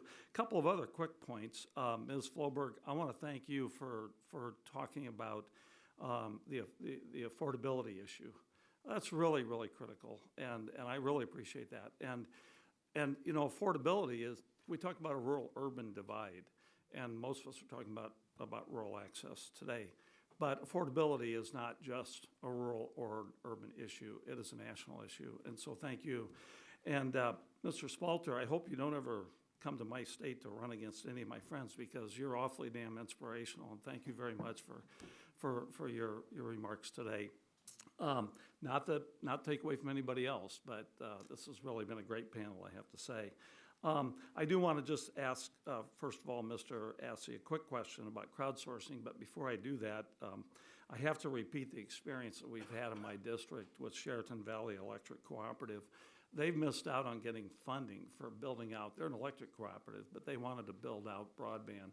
And the data indicated that there wasn't really any need for it, and it was based on census data and what have you. Absolutely horrendous decision on the part of the FCC to deny them funding. If you would, Mr. Assey, I know that you have an interest in crowdsourced data. Could you speak to that issue? I think crowdsourcing is a very interesting and innovative idea for us to improve the accuracy of the data that we're going to get. Under the current mechanism for reporting, it's basically a very binary choice. You're either providing service somewhere in the census block or you're not. But we're now going to move to a regime in which providers themselves are going to have to draw shapes that are going to outline where they can provide service. And every point along that line, along the edge of that shape, is potentially a contestable question. So we are going to do our dead level best and work in good faith to provide data that is accurate and complete. But obviously people who live there, who have boots on the ground, they often know some things that we don't know here. So we really are going to have to work collaboratively to get this right. All right, thank you so much. I appreciate that.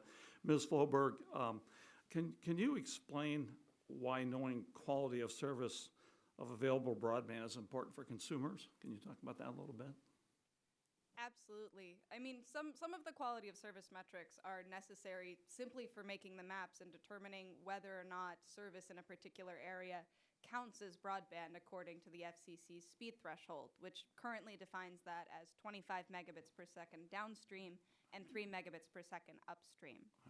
We are encouraged to see that that is preserved in the Broadband Data Act, as well as the inclusion of latency, which is useful, especially for particular applications that consumers may want to use. And we think that there's a lot of benefit to additional quality of service metrics, usage limits, additionally possible pricing data, and we definitely appreciate that the language of this bill does not in any way prohibit the FCC from expanding on the definition and collecting data that it decides that it needs in the future. Thank you so much. Ms. Bloomfield, I have a related follow-up question for you. When mapping broadband, why is it important to consider latency and not only speed?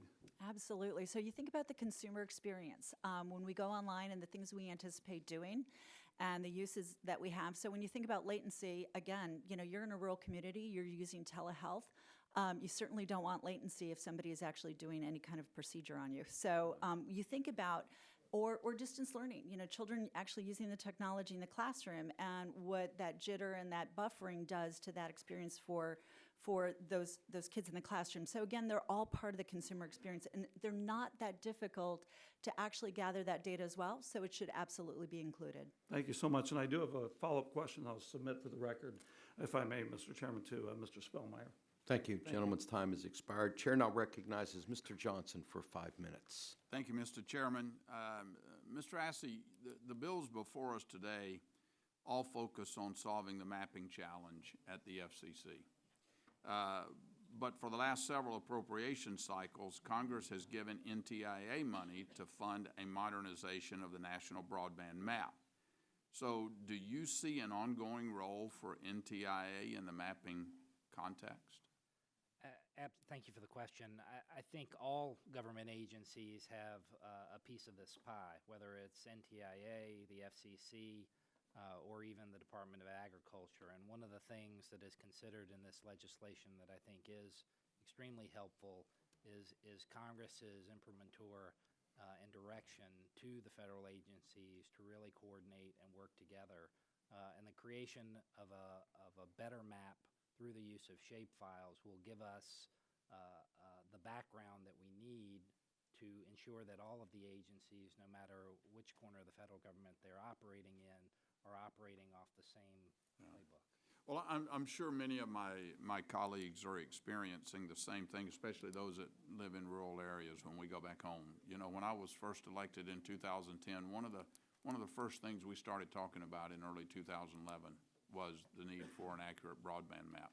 Here we are in 2019, we're still talking about the need for an accurate broadband map. The American people are getting frustrated with the lack of progress on this. We've spent a lot of money to try and solve this problem. I agree with you that it's going to take all of us working together, but at the end of the day, I'm a mule farming plowboy, you know, and I think we need to go back to the basics and be simple. It ain't that tough to figure out who's got broadband and who doesn't have broadband. I can't believe it's this dadburn complicated, but we need to figure it out. Ms. Floberg, just as coverage data may overstate the availability of service in some areas, consumers can experience a difference between the speed of the service they are advertised and the speed of the service they actually receive. Would it be helpful for consumers if the FCC collected data on actual speeds instead of or in addition to advertised speeds? Thank you for the question, Congressman. I think that absolutely actual speeds are very valuable information for consumers to know, for policymakers to know, and could certainly be a part of this data collection. There currently is a project measuring Broadband for America that does collect some of this data, and this is part of why one of our main concerns is making sure that the data collected through Form 477 is publicly available and is compatible with other data sets. As long as we can take the data that we get from Form 477 about deployment and compare it and use it in conjunction with the data that the FCC does already collect about actual speeds, that also we think would serve to bring that important data point to the conversation. Okay. Mr. Spellmeyer, do you have any thoughts on how we can identify and correct this problem so that rural users on the wrong side of the digital divide can have the same experience as urban users do? And is your question in relation to the mapping or actually getting the service out to them? It's the advertised versus the, Versus the actual? what you actually get. All right, well, I wasn't going to wade into this, but, you know, on the wireless maps, advertising plays no role. The one-time data collection that the FCC did was not based on advertised speeds. It was supposed to be an exercise to map areas where actual speed was above 5 megabits per second.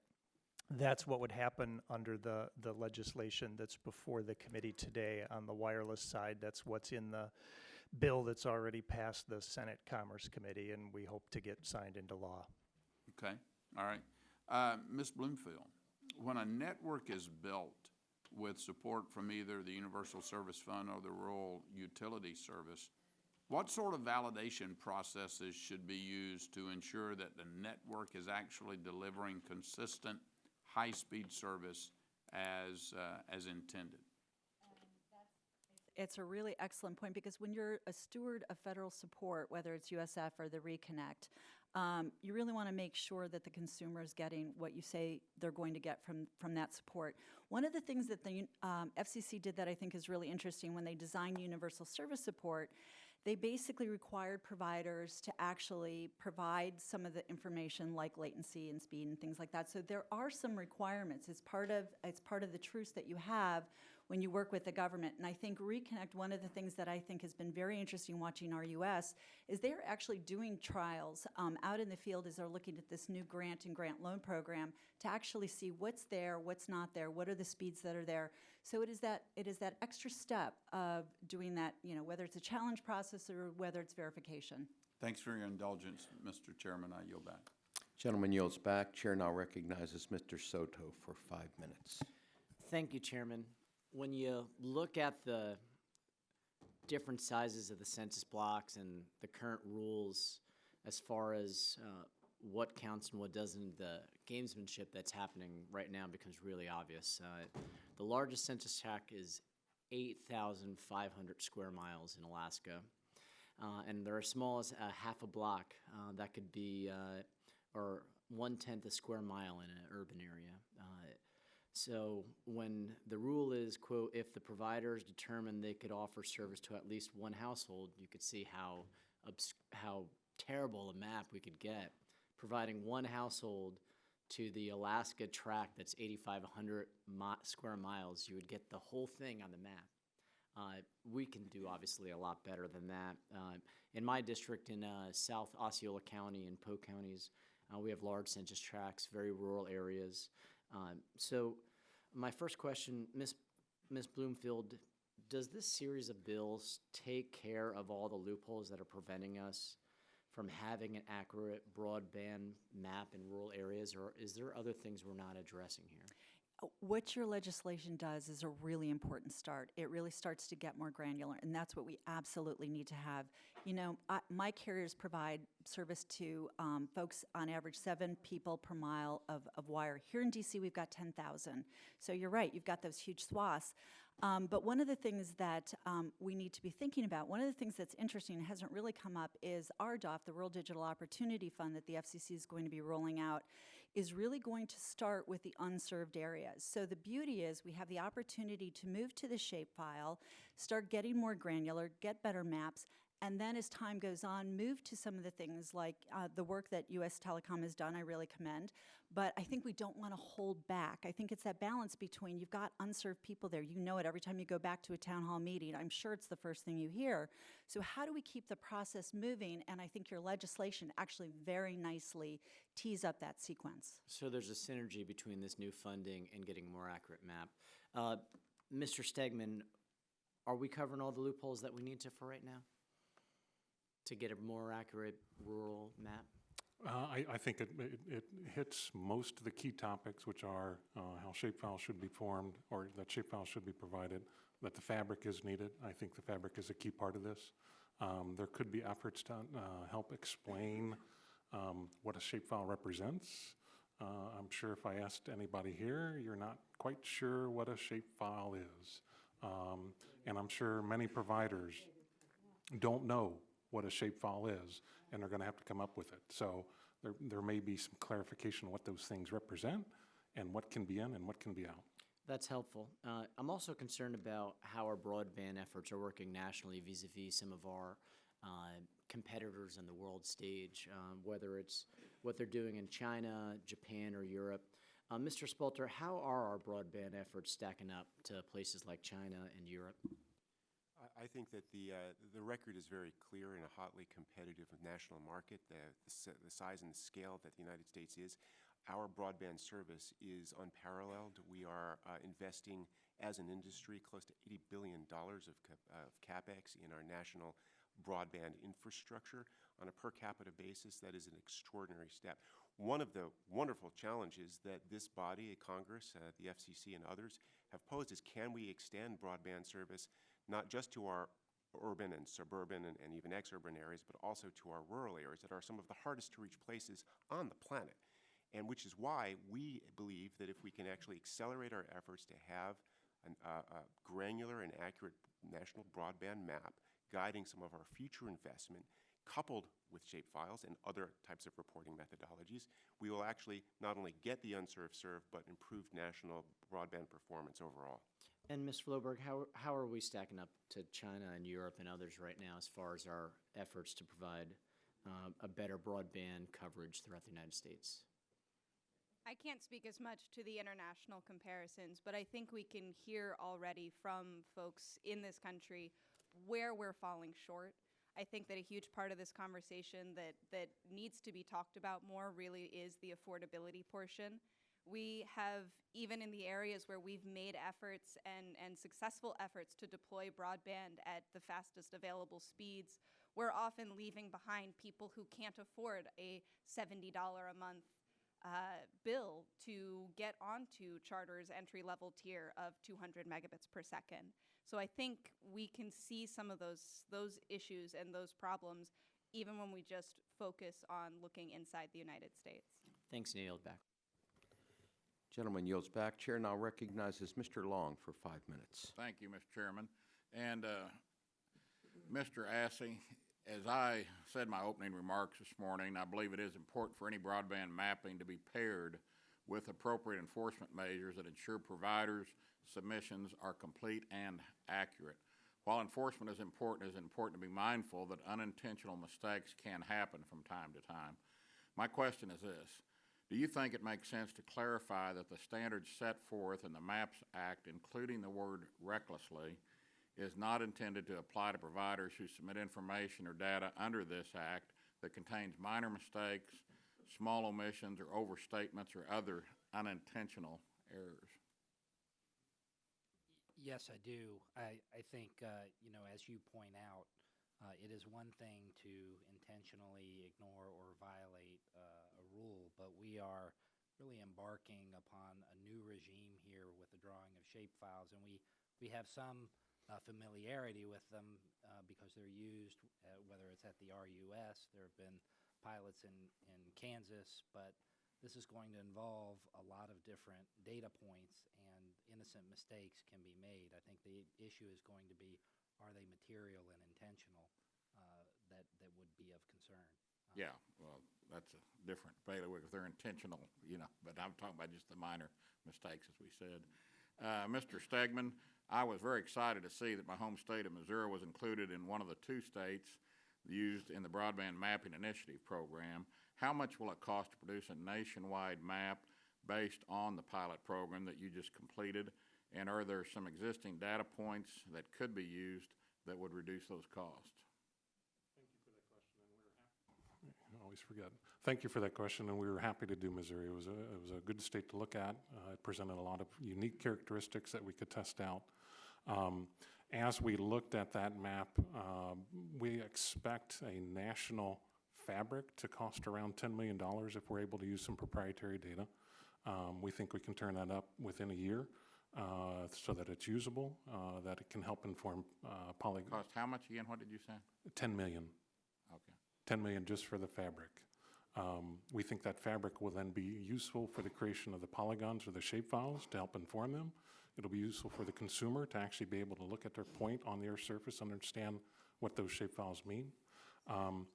what would help improve the program is for states to step forward with databases. In Missouri, Missouri does not have a statewide 911 database. That would have been informative to the effort had that occurred, and that we could pull that in, but counties do have that. So going nationally, I think we would expect or ask that states contribute information to us of known locations. Many states have good address data sets, good locational data sets that would just help improve the process and potentially bring down the cost.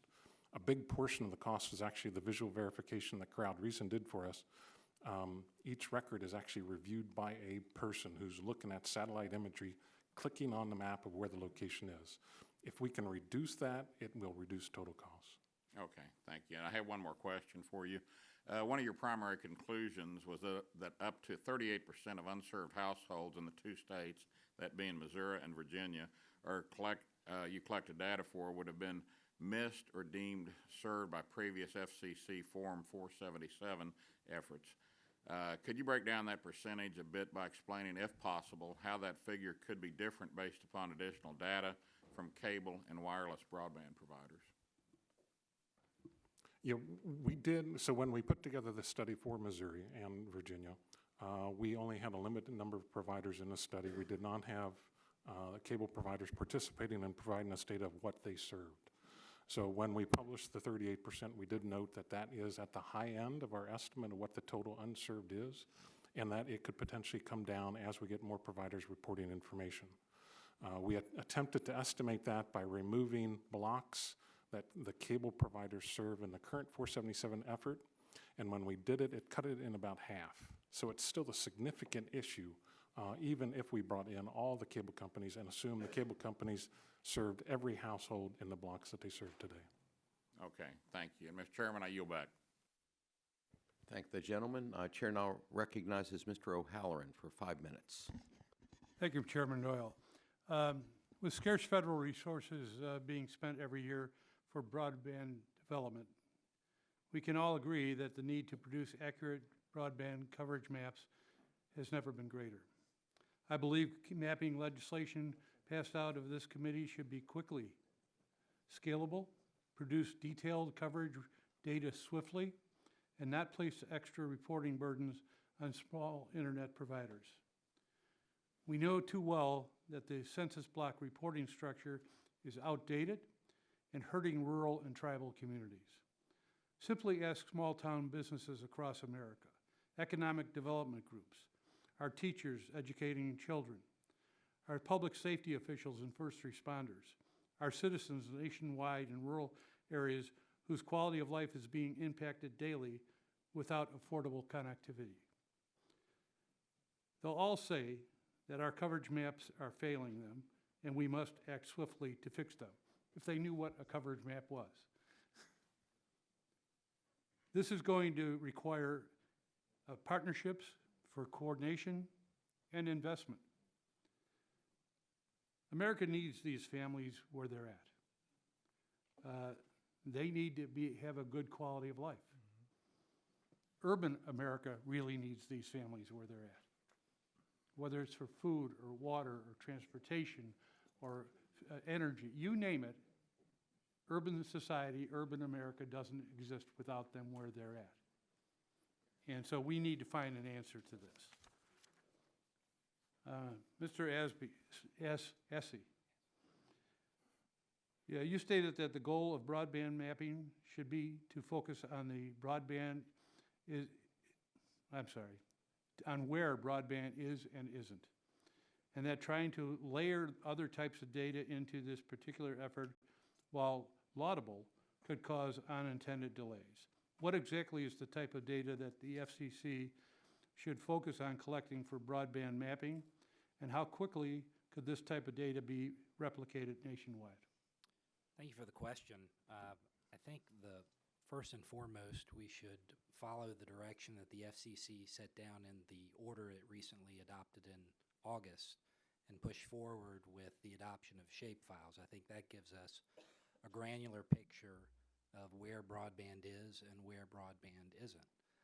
I think the idea of the location tool and really getting atomistically into the longitude and latitude of individual buildings in unserved America could certainly be of interest. And there is a proceeding teed up at the FCC to answer a number of the questions that the pilot project turned up. So I think it's certainly of something that we should continue to look at and pursue, but I would not want that to slow the progress that we are about to make in moving to shapefile-based reporting.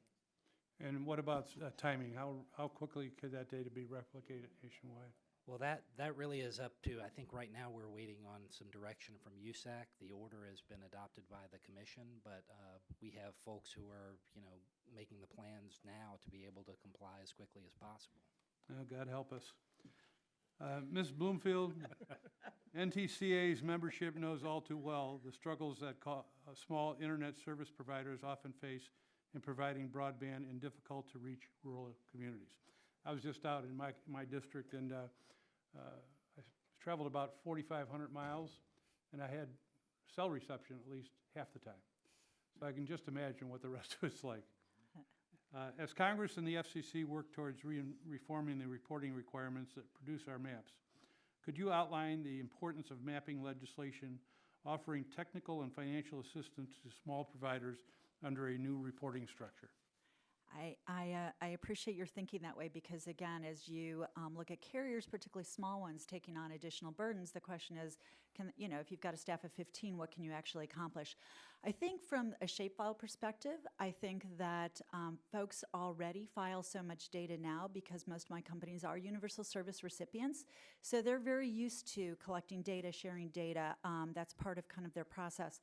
Going to a more complex system, greatly appreciate the thought process that you may be leading down, which is that there may take more resources as we get even more granular to help some of these smaller providers actually track where exactly those locations that are served or are not exist. I'm not leading down it. That's where I'm going. Excellent. And thank you for your comments. I just want to say we need to invest more as a government in this process. It's about our citizens and their safety also. Thank you, Mr. Chairman. I yield. Gentleman yields back. Chair now recognizes Mr. Flores for 5 minutes. Thank you, Chairman Doyle and Republican Leader Latter for holding this important hearing. I want to thank the panel for joining us today. Each time the subject of rural broadband and rural mobile service comes up, people invariably complain about the maps, and so it's important that we get this right.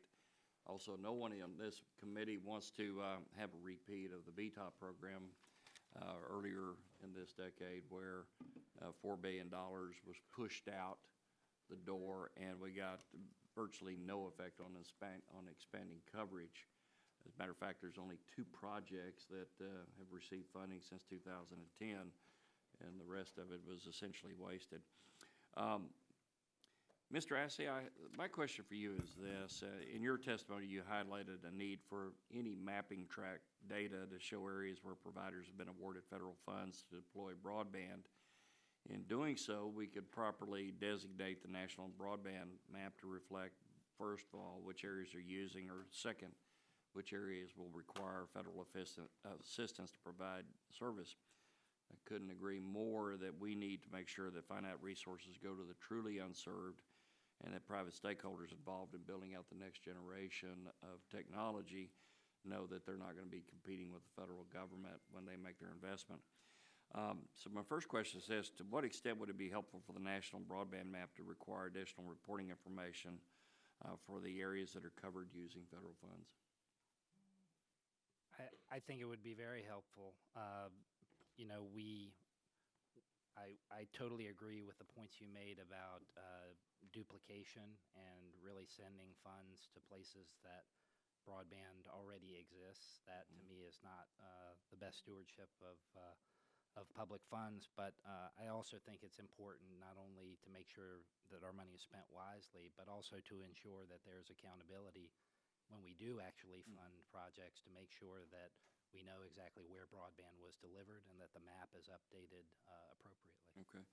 And continuing along the question of duplication, to your knowledge, how much interagency coordination occurs to avoid cross-subsidizing in the same area with different federal programs, such as the High Cross program and the Rural Utility Service program? I don't know that I would hazard a guess on how much coordination there is. I know that they obviously do talk from time to time, but I think they're all dealing with imperfect tools presently, and our hope is by getting a better broadband map, that will assist their coordination, and certainly your push in the right direction will help as well. That's certainly something we in Congress need to work on, is making sure we're not having duplication of efforts and when it comes to the subsidization programs. Mr. Spellmeyer, I agree with your testimony, in which you've voiced your support for H.R. 4229, the Broadband Data Act, and specifically for the inclusion and standardization of definitions for radio frequency engineering terms used to measure signal strength and propagation. Further, you note that this bill would require the FCC to continue revising the rules in the future to reflect changes in mapping-related technologies. Can you expand on why common standards are so important for mapping needs, and to what extent standardization will be helpful as the next generation of mapping technologies is developed? Well, certainly getting a common set of standards is important when you're trying to take the claimed coverage by, a number of providers, 2, 3, 4, 5 in a given area, and overlay them on top of each other. That's where the FCC kind of veered off course a number of years ago. Chairman Pai made some efforts to try to standardize it with the last one-time data collection. Unfortunately, we're going to be headed back, I think, after this legislation passes, to do another one-time data collection. It's really important that we fix some of the things like the cell edge probability, because if that number's too low, you're building in an error factor that, once you lay one map on top of the other, begins to multiply itself. Now, it's also important, to the second half of your question, to focus on evolving technologies over time. We're on the precipice of 5G. My company wants to bring 5G to lots of places in rural America, and the legislation gives the FCC the tools to update that over time as that continues to deploy. Okay, thank you. I yield back the balance of my time. Gentleman yields back. Chair now recognizes Ms. Eshoo for 5 minutes. Thank you, Mr. Chairman. My number one wish is that under your leadership and that of Mr. Latta, that we get this done. It's been a long time. It's too long. To all of the witnesses, you've given terrific testimony, and we're always better for it. We really do pay attention to what you say. This is about mapping our future, the future of America. And sometimes I think we get bogged down in, in many ways by necessity, in a lot of the details. But I think the overarching call to action needs to be based on what I just said, that this is a map for America's future. And my first question is, if each one of you can say yes or no, well, let's see what you'll say. Based on the legislation that's at hand, and I think will succeed, it's bipartisan, it's sensible, it has strength in it, all of those factors.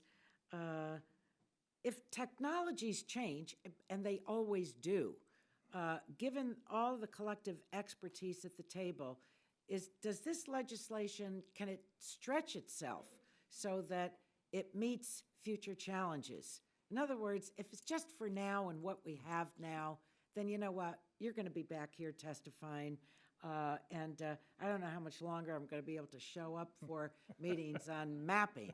But do you think that this legislation speaks to the future technologies? For example, moving to satellites. There are so many areas that I don't want to have to keep revisiting new types of fixed or mobile broadband technology, small cell sites, satellites. I could go on and on. You know what I'm talking about. So Yes, no? So I would say the framework of the bill will live on. I think the standards could change, but that's up to the FCC to work on that. So absolutely, yes, this is a framework for the future. Yes, I agree. And as you said, we're creating a map, but it's also a living map, so it needs to be flexible to accommodate new Good. technology. Encouraging. My answer would be absolutely, and the good news is the Senate is tired of dealing with this issue. They've moved a bill out of committee, and I think they're going to send it over here soon, and hopefully you guys can adopt it. Wonderful. We're also optimistic that this bill would be applicable and useful for future technology. Great, good. It is a strong, durable, and sustainable framework. It's based on, and this is the genius, that it insists that we at a granular level can map both served locations but also unserved locations, and then be able to update it as a living document with crowdsourcing and other types of more effective challenging mechanisms. I would agree it does. It is a flexible bill, and it does provide flexibility into the future for new technologies as they come out. Yeah. I think that Mr. Stegman is the only statistician on the panel today. Thank you very much. And I think the most often used word, because I've been here for a long time this morning, is granular. So whomever, I don't know, maybe there's a prize for that. Let me, I think each one of you have talked about the challenge process so that consumers and government officials can speak up when the FCC data doesn't reflect reality. My question is, this data is available today in CVS files, which is easily accessed in Microsoft Excel or Google Docs, and also easily accessed by researchers using R and Stata and other statistical software. Do you think that shapefiles can be turned into a format that's easily accessible for people to understand? This is a real operative phrase in my question. Easily accessible for people to understand so they know whether or not to challenge the FCC data. If I can take a first shot at that. Sure. So shapefiles will be a challenge, only from the aspect of one, normalization of what the shapefiles mean. Two is they're I don't know what that potentially, means. it's what are the shapefiles based on? Are they based on points? Are they based on roads? What does it represent? I see. And if my address falls in it, does that mean I'm served? Those types of issues. But there will be 4,000 of these potential shapefiles filed by all the providers. If you look at all of them out there, each one will have to provide shapefiles by speed. So it may overwhelm researchers. The point level data of the fabric actually may be easier to analyze just because it's point specific data and I don't have to analyze all these shapefile layers that'll be stacked upon each other, which makes it difficult for research. It can be done, but point level data just makes it a bit easier to work with the data. Easier. Easier. I think my time has expired. I don't know if I get all of that or if my next door neighbor will know how to access this, but I'm going to trust what you said. Gentlelady Mr. yields Chairman. back. Chair now recognizes Ms. Brooks for 5 minutes. Thank you, Mr. Chairman. Thanks for all of your testimony. I love what my colleague from California just said. Not only has she and others been working on this for a long time, but she's thinking about the future, as she always does, and is thinking about let's not pass something that is going to be stuck in time, and that's always the challenge with all of our legislation around technology. So thank you on the flexibility and the forward-leaning. I have to admit, like Congresswoman Eshoo, there were terms that, you know, are just foreign to all of us. Shape files, fabric issues. I mean, these are just not commonly understood terms, and I applaud you, Ms. Bloomfield, acknowledging that you might not know the speed of your internet. Most of us don't really. And so to the extent that you all can just continue to educate the American people, because this is really the issue for the future and for everyone in our country. Indiana, I'm really proud, has made a commitment to broadband build-out on a state program called Next Level Broadband. And we're going to be investing $100 million for broadband in our non-served and underserved areas. Officials involved with those build-outs, though, have told me that we have ongoing problems. We heard this from Scott Rudd, the director of Broadband Opportunities for Lieutenant Governor Crouch, that we're having ongoing problems with households paying for internet service, but then having such restricted access due to network outages. And we haven't really talked about that with the fault, resting on the ISPs. So essentially, they don't have internet access. Has there been any discussion in all of this about whether or not to include network outages as part of any criteria for whether a location is served or not in the new proposed mapping regime being pursued? We hear about latency, but what about outages? Has that been discussed at all? And why or why not? Anyone have any answers for that? Congresswoman, I have not heard any discussion on that in relation to the wireless side of the equation. We certainly have outage reporting obligations to the FCC that we engage in on a regular basis when they're triggered. But I haven't heard, I think as an industry, we try to deliver a service that's relatively reliable, 99.9% of the time. And I don't see that as a big issue on the wireless side. Anyone else? Again, I would also say that wireline carriers also have obligations and reporting requirements. As we talk about different things that could be plugged in, adding that as a factor might make sense. Honestly, they have such strict obligations. I'm actually surprised to hear that that's such a big issue in Indiana. Well, I'd be really interested. Mr. Spalter? Well, I'm sorry, if you needed to complete. No. Did you have anything Thank further? you, Congresswoman. Well, the really important aspect of the legislation before this committee is that it insists that we move forward before we actually spend federal resources to achieve greater broadband support for unserved communities, that we have a map that's sufficiently granular that shows where served and unserved locations are. That's the location fabric. Once we have that, you can then layer on all kinds of other reporting methodologies, shapefiles, highly complementary to it, potentially even reporting of network blockage or network outage moments, as Mr. Stegman just advised me.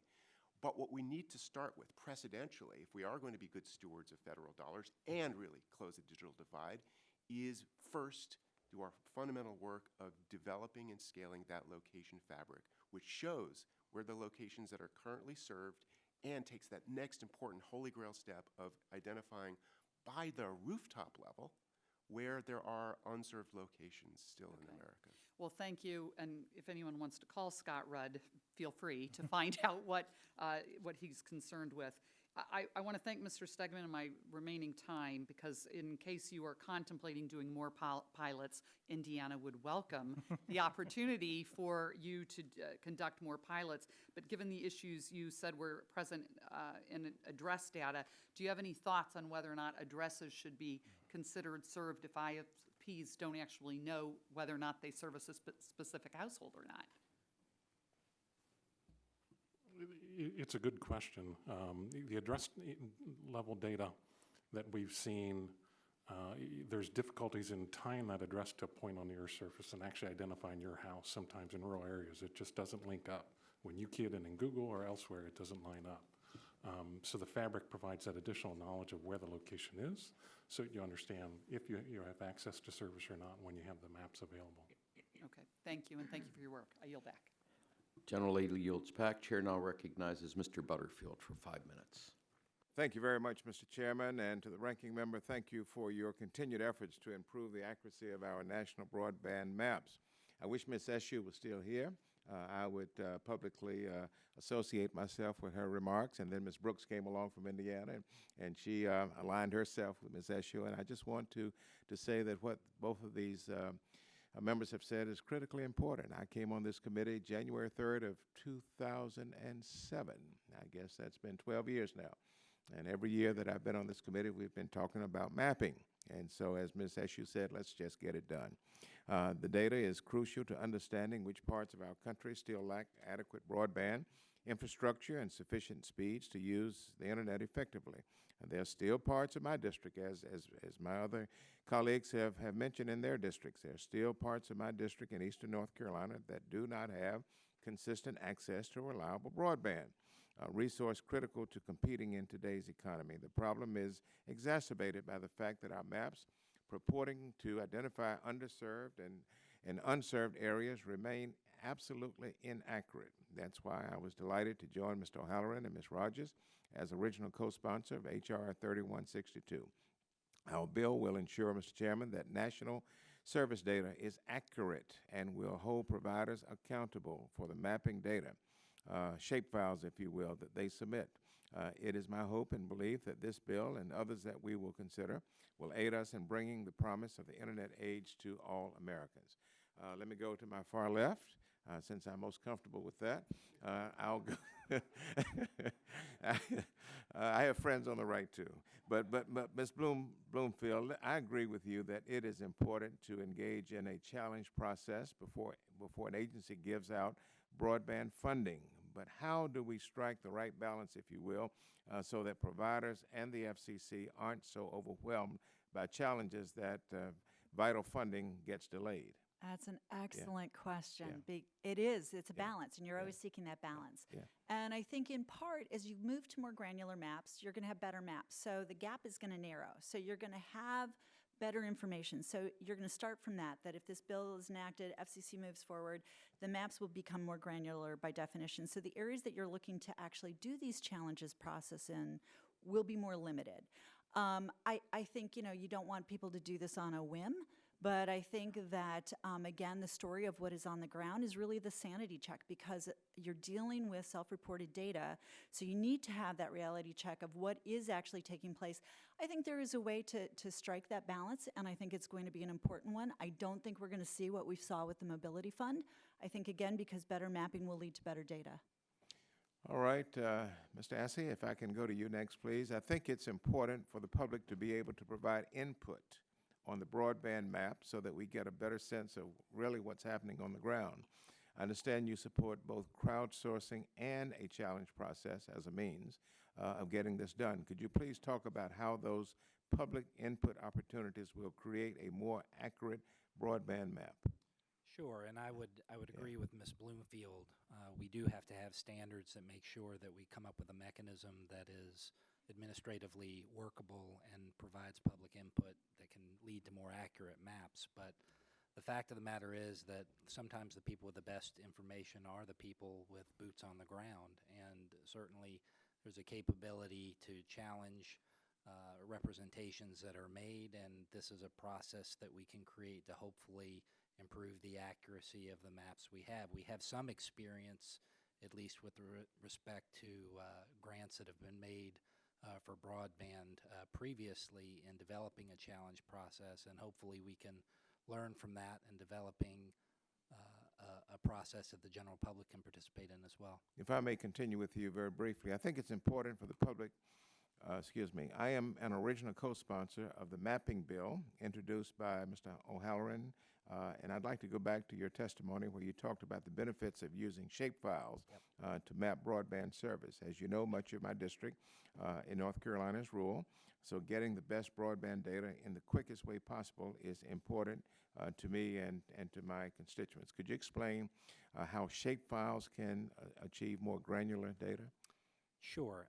I think shapefiles will allow network providers to draw boundaries around their service areas based on what they know, based on the places they are, the places their lines run, the places they offer service or can offer service. Right now we have a reporting mechanism that essentially requires us to report on the basis of presence or absence in a census block. So I think being able to rely on the provider at least as a matter of first instance, to draw the boundaries of where it can serve will lead to more accurate results, and we will be able to refine that over time. Is this similar to tax mapping? All of our tax departments have this GIS system. Is it in the same? Sorry, I couldn't tell you. All right. Thank you. I yield back. Gentleman yields back. Chair now recognizes Mr. Wahlberg for 5 minutes. Thank you, Mr. Chairman, and thanks to the committee for having this hearing and for the witnesses to be here. All I know is that for too long, my constituents in southern rural Michigan have been missing out on the 21st century digital economy due to flawed broadband availability maps. But more importantly, I don't care whether I look at it through a shapefile in the fabric or how granular I get. I can't find broadband at my property. And so I'm left out as well. So it's personal to me. And so I commend the members of the committee here today for offering this legislation, for us debating it. I'm just hoping it works as we move forward with what ought to be. When I first heard about shapefiles, I remember my singing quartet experience of shape notes. I know all about that. But shapefiles I want to learn more about through practical experience. Mr. Spalter, in your testimony, you spoke of how the broadband serviceable location fabric could be the underpinning of as you said, a contemporary, tailored, and updatable broadband map to serve as the foundation for all future spending decisions. I believe we must ensure efforts to improve our maps are not just for the short term, so I think I agree with you on that. How important is it for the fabric to reflect changes in mapping capabilities in the future? And do you have recommendations on how we can improve mapping sources so that the fabric can be constantly improving? The foundational element of any improvement for future broadband mapping methodologies has to be, again, that location fabric that will be a national data set that shows where locations are served, but also importantly where they are unserved. And once we are able to establish that location data set, and we know that we can do it timely and affordably within a year, then you can dynamically add on all kinds of reporting and complementary reporting methodologies like shapefiles, other types of data sets that will be coming online that will be made available openly in an open source way through state, local, and even municipal data sources, in new innovative proprietary data sources, additional company-led efforts to initiate open source methodologies, for example, like Microsoft's rooftop imagery data sets, which already are incorporated into our location fabric. But it all starts with the need to have a baseline understanding of where our broadband served locations currently are and where they are not. And upon that, then, we can couple all kinds of other reporting methodologies, and we must do so, particularly as we're looking about the opportunity of spending $20 billion in the Rural Digital Opportunity Fund, 3/4 of which, according to the current design, will be out the door without the benefit of this foundational data set. We need to have a proper sequencing, which is why we support your efforts in this committee, echoing what's gone on in the Senate with similar legislation to move forward to establish this foundational data set. Thank you. I appreciate that. Mr. Assay, it's vital that we obtain more detailed information about where service is and where service is not, so that we can better identify the truly unserved populations. Do you believe incorporating shapefiles will help achieve this goal, and if so, how? Shapefiles will definitely help us achieve the goal of more accurately identifying households that are unserved. And to the extent we can do that, we can better marshal our resources to fill those gaps. Well, we hope that's the case, very much so. Ms. Bloomfield, can you talk about how important an ongoing and periodic challenge process is to improving our nation's mapping capabilities? Absolutely. So as everybody was talking about, whether you go shapefiles, fabric, what sequence you're looking at, again, there's still self-reported data. So at the end of the day, the challenge process is going to be really important because it's your sanity check. It's the one chance to be able to say what's really happening. Good nomenclature. So I think it's really critical. And you know, we've seen it work in programs. RUS has a challenge process with some of their awards that they are doing under the Reconnect. It's an important part to make sure that if you've got federal resources that are pretty limited, how do we direct them, particularly to the unserved, then start working to the underserved, and then continuing to build and sustain networks. So if we're really going to tackle this as a country and we're really going to be serious about it, we've got to use the resources wisely, and the challenge process will help us do that. Thank you. I yield back. Gentleman yields back. Chair now recognizes Mr. Welsh for 5 minutes. Thank you very much, Mr. Chairman. I'm glad the committee is finally acting to fix this wildly inaccurate broadband map situation. We've been at it for a number of years, and finally we've got a chairman who's got the gavel that's going to make something happen. Thank you, Mr. Doyle. You know, one of the things that actually is very troubling is in the zeal of the FCC to get out feel-good information, there was no critical assessment of what the reality was for people in rural Vermont or in rural South Dakota or in rural Iowa. And it's pretty outrageous. I just want to say that because there was all this happy talk for years that we've got coverage in all these areas when we didn't. And that was our government really neglecting rural America.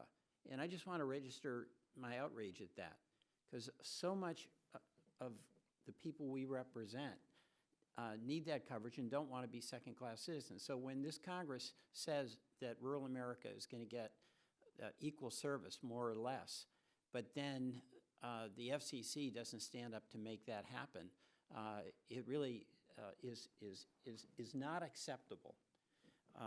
Now, having said that, I'm very happy with this panel and with the progress that we now are making. But we've got to follow through on this because it has to be at the end of the day that rural America has the tools it needs in order to survive and compete. And that's a real common thread amongst all of us who represent rural America. But let me just ask a few questions. I'll start with you, Mr. Spellmeyer. We've been talking about the mapping challenges for years now, so it's nice to have a concrete discussion about progress in the committee. Can you share with the committee what your company found when it went around the country and challenged the maps during the Mobility Fund 2 process, and where do we go from here? Yes, Congressman. The short answer is we found a mess. As I said in my testimony, we spent $2 million. That was a significant investment on our part to hire drive test companies to drive around. I think we covered 16 states. We found more places to challenge than we didn't find, and we submitted a huge number of challenges to the FCC. I think you're right. I've been talking about this issue for a decade. And I actually think it's a good news story that, of Congress actually working. For a long time, I couldn't get bureaucrats in Washington to pay any attention to this issue. And eventually, it was conversations with members of the Senate and members of the House who all looked at me and said, yeah, you're right, I don't have coverage in my district, that allowed us to raise the profile of this issue and get to where we're at today. And I'm actually really excited that we can pass this bill. Let's keep going. Ms. Bloomfield, do we have to have a challenge process in place? I would not go down this road without a challenge process. I think it's really important. You need a verification. If you're going to really take this seriously, right, there's only so much. First of all, I think it's impressive that you've got a panel that includes a lot of provider representatives who are all saying, we want to report, we'll report, but you've got to be able to verify. Thank you. Mr. Spalter, when we're mapping broadband, do you feel it's important to consider latency and usage limits, or is tracking speed enough? I think that latency is an important, critical insight that will inform not only the quality of service that ultimately consumers need, but also will help direct our federal broadband support programs to the kinds of technologies that actually can toe the line when it comes to maintaining those standards. We know, particularly, if we want to have a 5G world, we're going to have wireline infrastructure to provide the backhaul, especially in rural America, to make that promise available to those citizens that live in our rural communities. Thanks. And the latency requirements need to be eventually part of any assessment of where our broadband dollars are going to be most effectively Thank you. used. Ms. Fulberg, you want to comment on that as well? Yeah, I think that when we're looking at, first of all, the broader digital divide, not just questions of deployment, but questions of competition, questions of affordability, the more information we can get about what this market actually looks like for consumers is going to be immensely valuable for policymakers. Usage limits, for example, can have a huge impact on how a customer uses service, whether or not they have to pay more for that service than they initially signed up for, whether or not they can use that service consistently.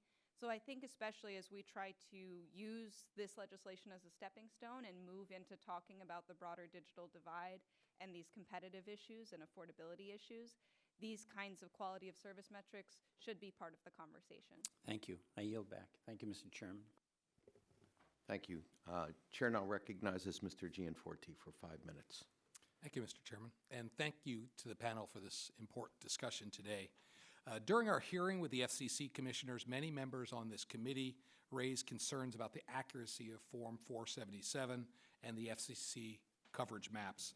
The inaccuracy of these maps shows cell phone and broadband coverage in areas of Montana where we have no coverage. This failure reduces USF investment in our most hard-to-reach places, and it could lead to overbuilding in some areas while underbuilding in others. The lack of high-speed broadband coverage and investment has real impacts on hardworking Montana families. I've heard from small business owners who, because they don't have access to reliable cell coverage, just can't conduct business while they travel around the state. Recent FCC reports on broadband deployment claimed that 86% of Montanans had access to high-speed internet service. This is simply not true. Many of the providers I've met with believe that the number is greatly inflated and that access is probably closer to 50%. The FCC even acknowledged its figures aren't correct and has issued fines to companies that have overstated coverage.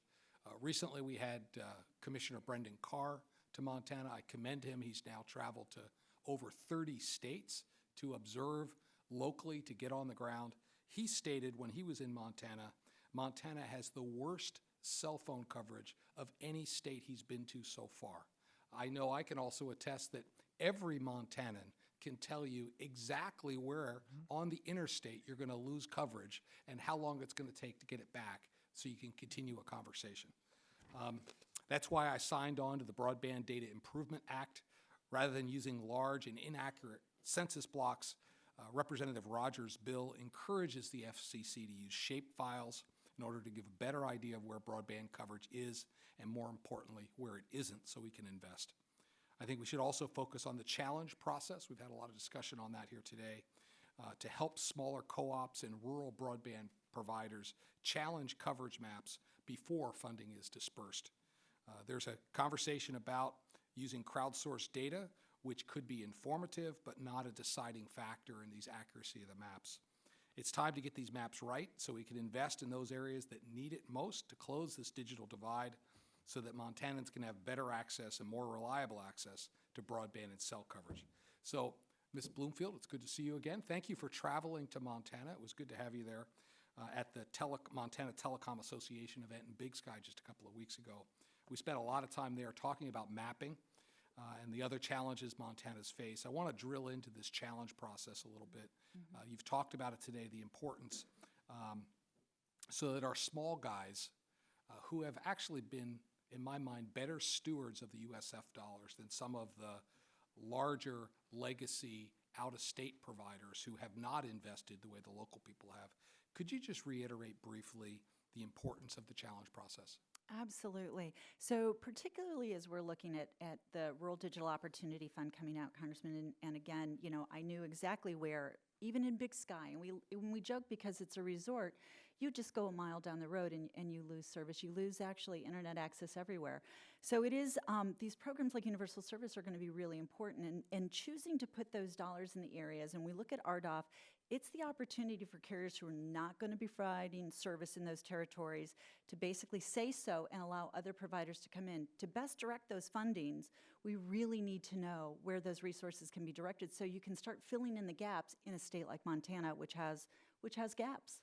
Now, we just had some discussion from the prior questioner. Mr. Spalter spoke about the need to consider latency and usage limits in addition to just tracking speed.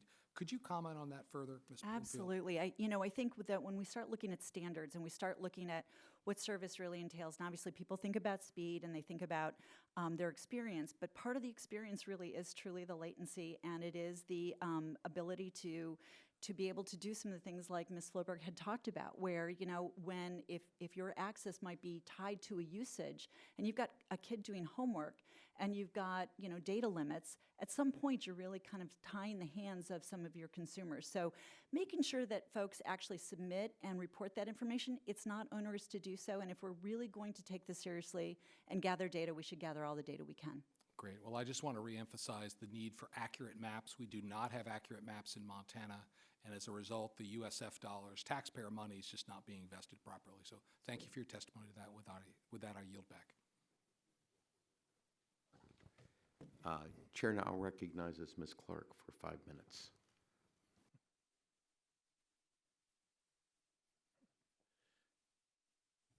Thank you very much, Mr. Chairman, and I thank our ranking member, Mr. Latta, for convening this subcommittee hearing today on improving our nation's broadband maps. Broadband has proved to be an equitable instrument to level the playing field for millions of Americans and a necessary step to ensuring the success of our national infrastructure. The use of this technology has the potential to decrease the digital divide so consumers can have access to educational and employment opportunities, and this is no longer a luxury for my constituents. However, fraudulent broadband mapping reporting on broadband access is a barrier to consumers, whether they are from rural America or urban America. These harmful reporting practices skew the data that determines where and how federal dollars are spent. Thus, in a GAO report, it was found that the FCC data overstated broadband deployment by allowing providers to report availability in blocks where they do not have any infrastructure connecting homes to their networks if the providers determined that they could offer service to at least one household. We've heard that. It is incumbent on each member here to ensure that these gaps in broadband coverage are addressed in a manner that will protect the American people and help to close the digital divide across our country. Like our highway system, if you don't make sure that every road is connected, at some point we're going to have catastrophic circumstances and parts of our nation will be left behind. So my first question is actually to Ms. Floberg. Ms. Floberg, can you describe the effect that high prices have on closing the digital divide, and is that a good reason for the FCC to collect pricing data? I'd say it's an excellent reason for the FCC to collect pricing data. What we've seen is that right now, according to the current FCC Form 477 collection, 141 million people in this country don't subscribe to broadband at the FCC's 25.3 speed threshold.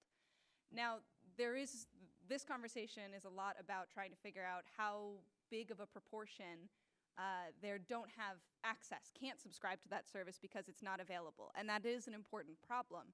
But we still have conservatively 100 million people who do have access to 25.3 and they can't subscribe, or they subscribe to a slower tier because that's the only option they have. They can't afford to get the fast kind of internet that they need. Or again, millions and millions more people who do subscribe but are constantly having to make sacrifices and to choose what they pay for this month. Can they afford the internet this month, or can they afford food this month? And those kinds of choices are not choices we should be asking people to make. They're not choices that indicate a closed digital divide. Absolutely, thank you. The FCC's mapping data is utilized for various policy matters, including federal subsidies. Additionally, the data is used to better understand telecom market competition, specifically to review mergers.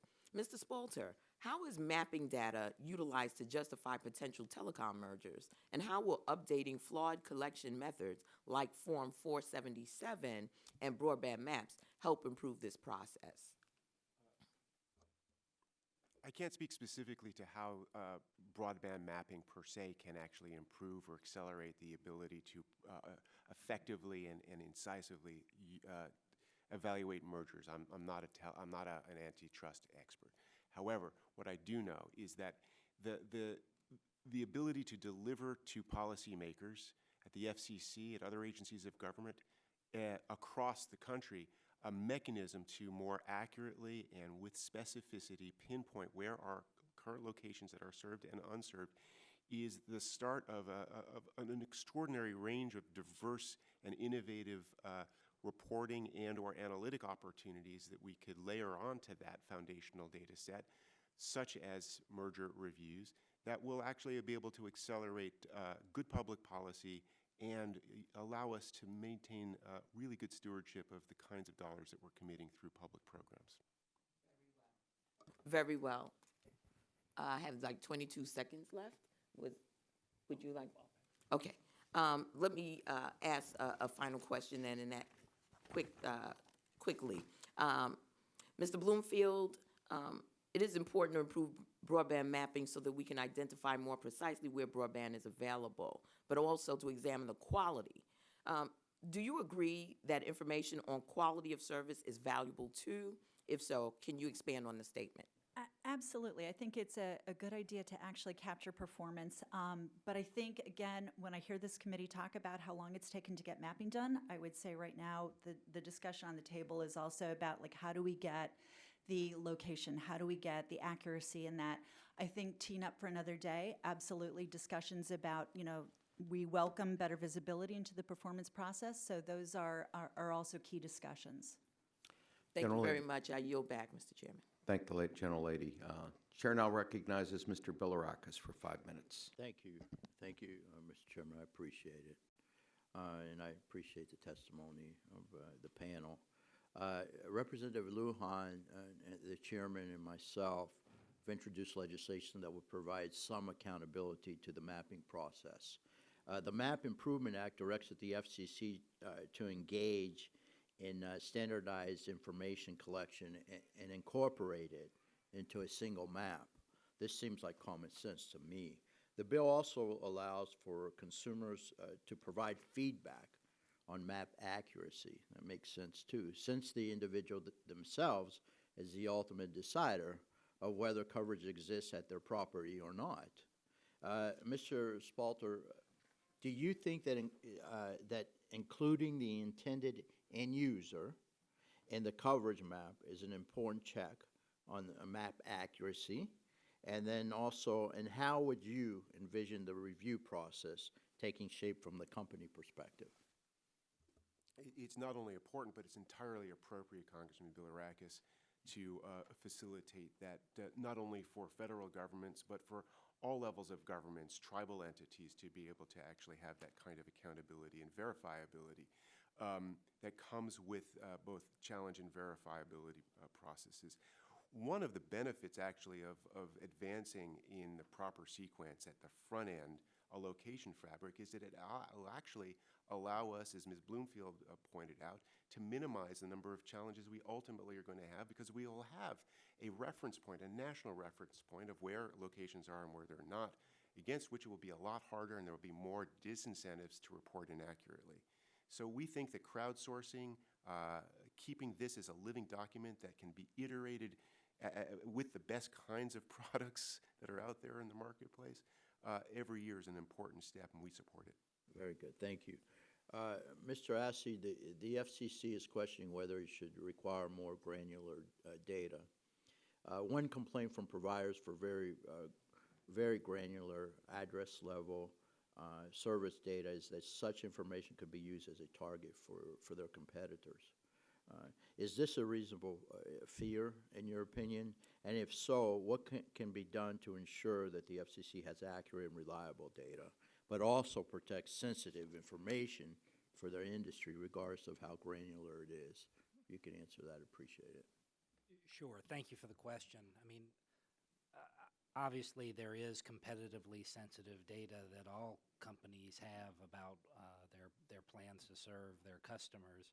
I do think one of the things that we've achieved through the shapefile process is a real balance. You know, we've talked a lot about granularity, but there's another side, which is you can get so granular that you can create systems that are so complex that they are difficult to execute and update on a regular basis. So one of the reasons we focused on moving from census blocks to shapefiles is because we believe that protects competitively sensitive data, that it is achievable, and that it is extendable across the United States in a very rapid fashion, and that we'll get the most bang for our buck if we focus on that.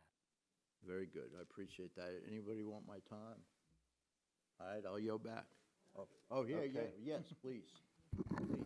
Thank you, Mr. Billrockis. Very quickly, if I may, as you know, Mr. Spellmeyer, our bill, the LADA-Lobsack bill, Lobsack-LADA, however we want to say it, has some specific parameters to change how mobile broadband internet access is documented. And can you explain how and why these prescribed parameters will improve the maps that we have now? Yes, Congressman. I do believe they will significantly improve the map. There's a number of additions specified by the legislation. The two most important ones relate to the when we model these networks and how the signal propagates, you have to make a choice about something called cell edge probability. What's the probability that that signal is actually going to get out to the cell edge? The FCC used 80%. We don't think that's a commercially reasonable number. Taking it up to 90 is consistent with how we engineer our networks. The other big one was cell loading. The FCC said model network loaded at 30%. We don't think that's accurate, and this one bumps it up to 50. Much more balanced picture. All right, thank you, and thank you again, Mr. Billrockis, for yielding. Thank you. I yield back. Gentleman yields back. Chair now recognizes Mr. Vesey for 5 minutes. Thank you, Mr. Chair. You know, in urban America, which I represent, we have sort of two, different issues. You have, like myself, for instance, right, where I have one MVPD provider, and then I have a different ISP because I don't necessarily get the highest speed in my area, so I have to have two different services so I can have the highest speed. But there are still some areas in urban America where there is no coverage. And so I wanted to maybe ask Ms. Floberg, when they were, looking into this issue, did you think that the shapefiles that have been proposed will also be able to accurately show where there are underserved areas in urban America that may still need coverage, especially when you take into consideration that the $20.4 billion that was used for existing universal payout to ISPs to be able to provide coverage to rural areas were really, I think, specified just for rural America.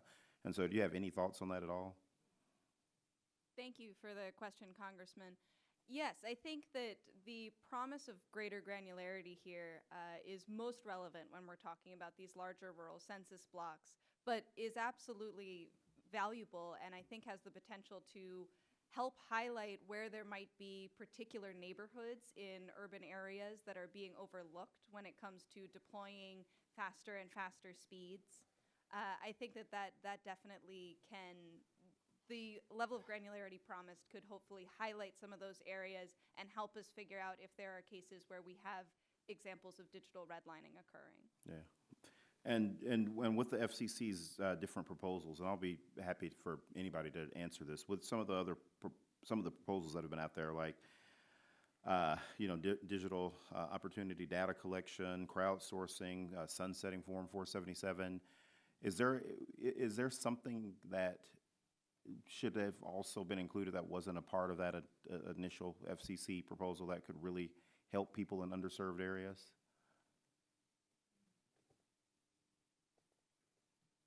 I can jump in on that again. I mean, I think that part of this, again, that we think is really important, and this may not be for this bill in this day, but expanding our understanding of the digital divide and trying to expand that to understanding prices, trying to understand what kinds of prices consumers are actually being charged. Right now, this is something where the FCC currently collects virtually zero useful data in trying to gauge what those prices are nationwide, which makes it very hard to say where broadband might be affordable, where it's not, or even for policymakers to assess what kinds of interventions might be necessary. I would just add that I do think that we're in a really interesting sweet spot where with what you all are doing in the legislation that you have bipartisanly written through this committee and have discussed, aligned with what the FCC's current action is really all moving on the right track at the same time. So I think there's some really interesting momentum that we don't always see here in Washington, D.C. to actually take care of the mapping issue. So I just applaud all of you for that, and again, the coordination with the FCC. Oh, Congress, we are literally on the precipice of being able to stick the landing on national bipartisan legislation, coupled with the important work that our colleagues at the FCC are doing to advance the idea that we can have a national broadband map. And once we accomplish that goal, there will be innumerable ways to catalyze additional insight, analytics, reporting, and other elements that will speak to exactly the issue that you're driving, which is how can we better support all Americans in rural communities, exurban, suburban, and urban communities as well, to realize the power and potential of broadband and make it more equitable. Yeah. And if I could just ask with the remainder of my time, just one very hypothetical question. So if a company were able to deploy low Earth orbit satellites to provide coverage in these gaps that we've talked about today, would current providers, would there still be the need on the ground from people represented here today and others to still sort of fill in these gaps? I'd offer on behalf of the wireless industry that I'm not certain that those low Earth orbit satellites are going to deliver a mobile product that will be sustainable, inside an automobile at 70 miles an hour. Interesting. Okay. Many of our companies at U.S. Telecom are advancing creative ways of partnering with certain satellite communities to reach last mile geographies to ensure that there could be potential service. But we actually have to be very, very careful that we are prioritizing spending federal resources for broadband deployment that can actually be sustainable and can help rural communities achieve benefits of things like 5G and other next generation technologies through wireline technology access that's just not going to be available through platforms like satellite. Okay. Thank you. Gentleman's time has expired. Chair recognizes Mr. Cardenas for 5 minutes.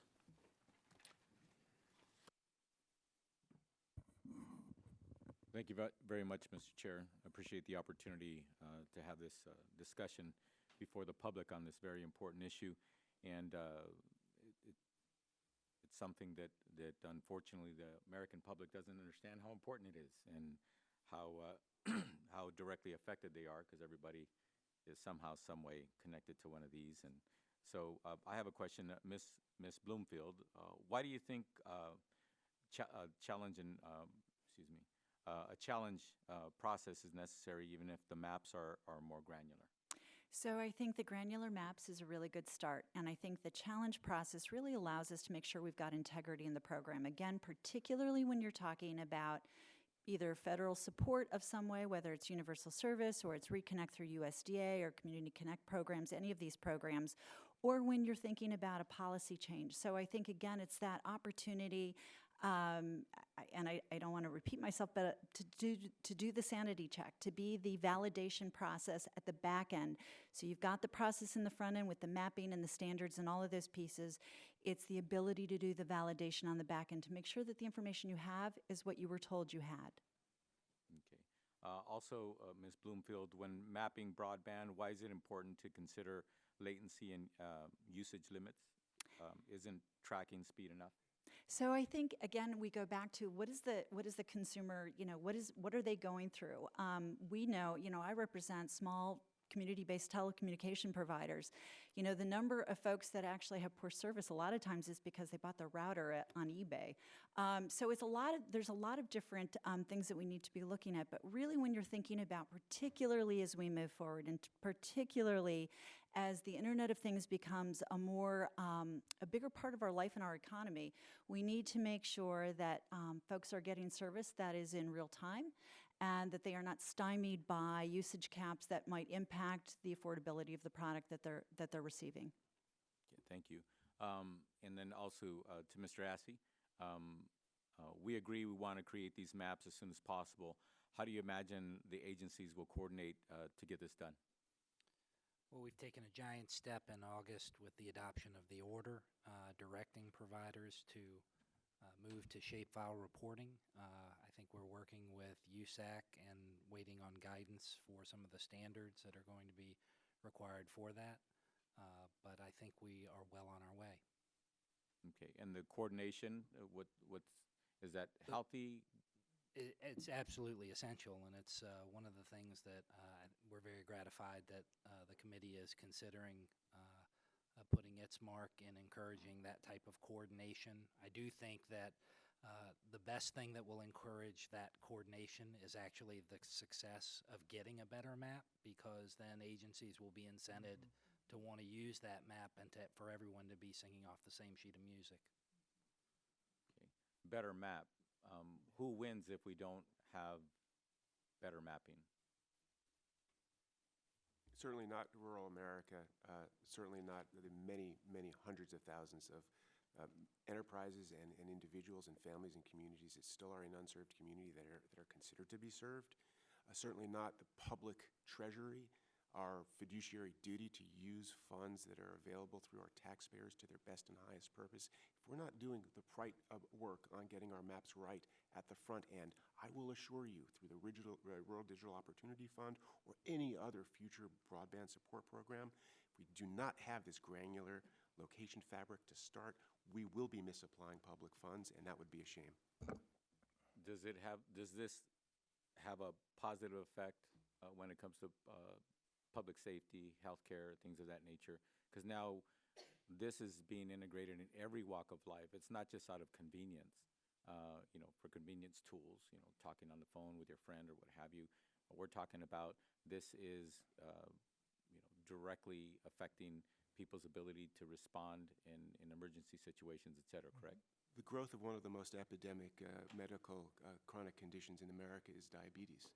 And unfortunately, many of those who are suffering from that condition live in remote, rural communities. If we are denying the ability to make sure we're pinpointing accurately the resources that we need to get to those communities inspired by the legislation that's before us, we will be not serving not only broadband, but not serving the health of Americans. Mr. Chairman, if I can just have a few seconds to take a point of personal privilege to thank my colleagues who are continuing to focus on these issues and introducing these bills, and for us to have this dialogue and debate about what the proper paths going forward, even though that on many occasions, many of our talented staff are stolen to the private industry, et cetera. We're still capable and we're still getting the job done. Thank you very much, Mr. Chairman. Who did that? Thank the gentleman. Chair now recognizes Ms. Rogers for 5 minutes. Thank you, Mr. Chairman, and I appreciate you allowing me to wave onto the committee today and join you all in this important discussion. As technology becomes increasingly integrated into every aspect of our lives, our economy, our society, it's more important than ever to ensure that all Americans, especially those in the rural areas, have access to high-speed and internet connection. Coming from Eastern Washington, living in Eastern Washington, now representing Eastern Washington in Congress, in too many of the areas that I drive when getting around the district and visiting in various communities, coverage has remained static. I was reminded of it earlier this year. I was in a couple of communities just south of Spokane. Spokane is the second largest city in Washington State, and I was just 15, 20 miles south of Spokane in Rockford and Fairfield, and they had nothing. So there's a growing and growing drumbeat that this needs to be a priority, and I join in that because whether it is economic development, whether it's healthcare, telehealth, so much of the future of healthcare is around telehealth, education. Our kids are doing more and more homework online and personalized education, you know, it's, or healthcare. It is our future. So in August, I hosted a couple of roundtable discussions in Eastern Washington, one in Colville, which is more north of Spokane, 70 miles north, and then one in Pomeroy that is even further south. And it was good. It was good to bring the community together, the elected officials, the ISPs,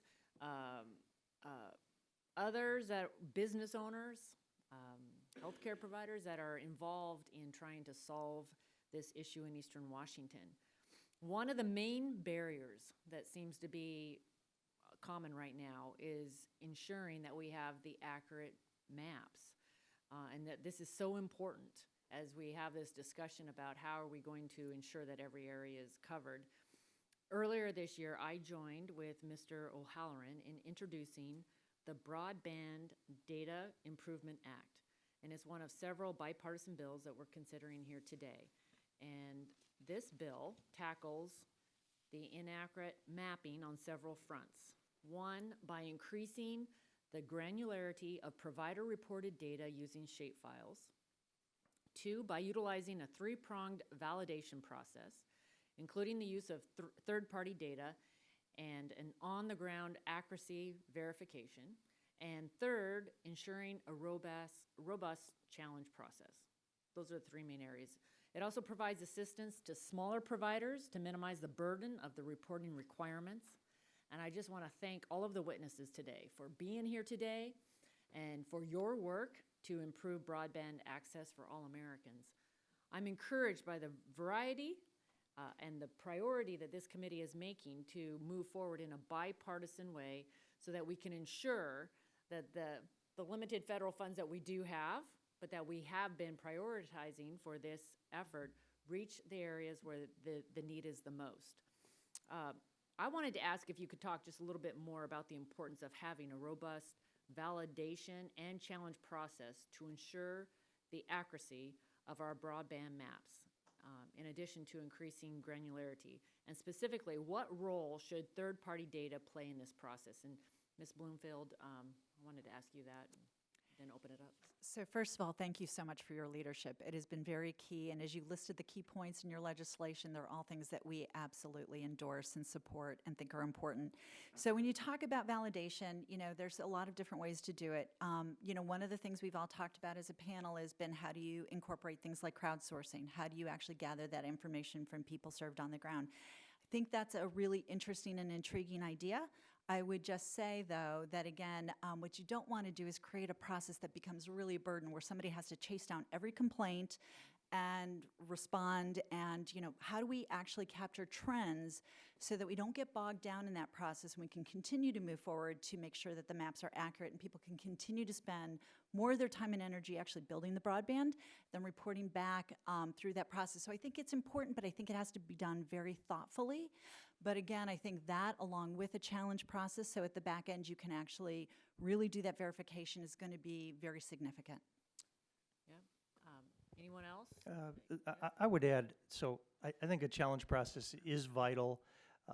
You know, the FCC did a one-time data collection, and if we hadn't had a challenge process there, those maps that show all of Eastern Washington as covered would have been locked into place and used by the FCC. You know, on the wireless side, we used shapefiles to build that last map, but without a challenge process to go out and test it, we would have been stuck in a real mess. So the good news is that, you know, all of the legislation in front of us puts us in the right direction to fix it once and for all. Okay, our time has expired. I thank the gentlelady. Chair, unanimous consent to enter the following documents into the record. A letter from the Western Governors Association, a letter from the National Rural Electric Cooperative Association, and NTCA, the Rural Broadband Association. Without objection, so ordered. Let me thank all the witnesses for their participation in today's hearing. You've been a most excellent panel, and we've enjoyed hearing from you. I want to remind all members that pursuant to the committee rules, they have 10 business days to submit additional questions for the record to be answered by the witnesses who have appeared, and I ask each witness to respond promptly to any such questions that you may receive. At this time, the subcommittee is adjourned.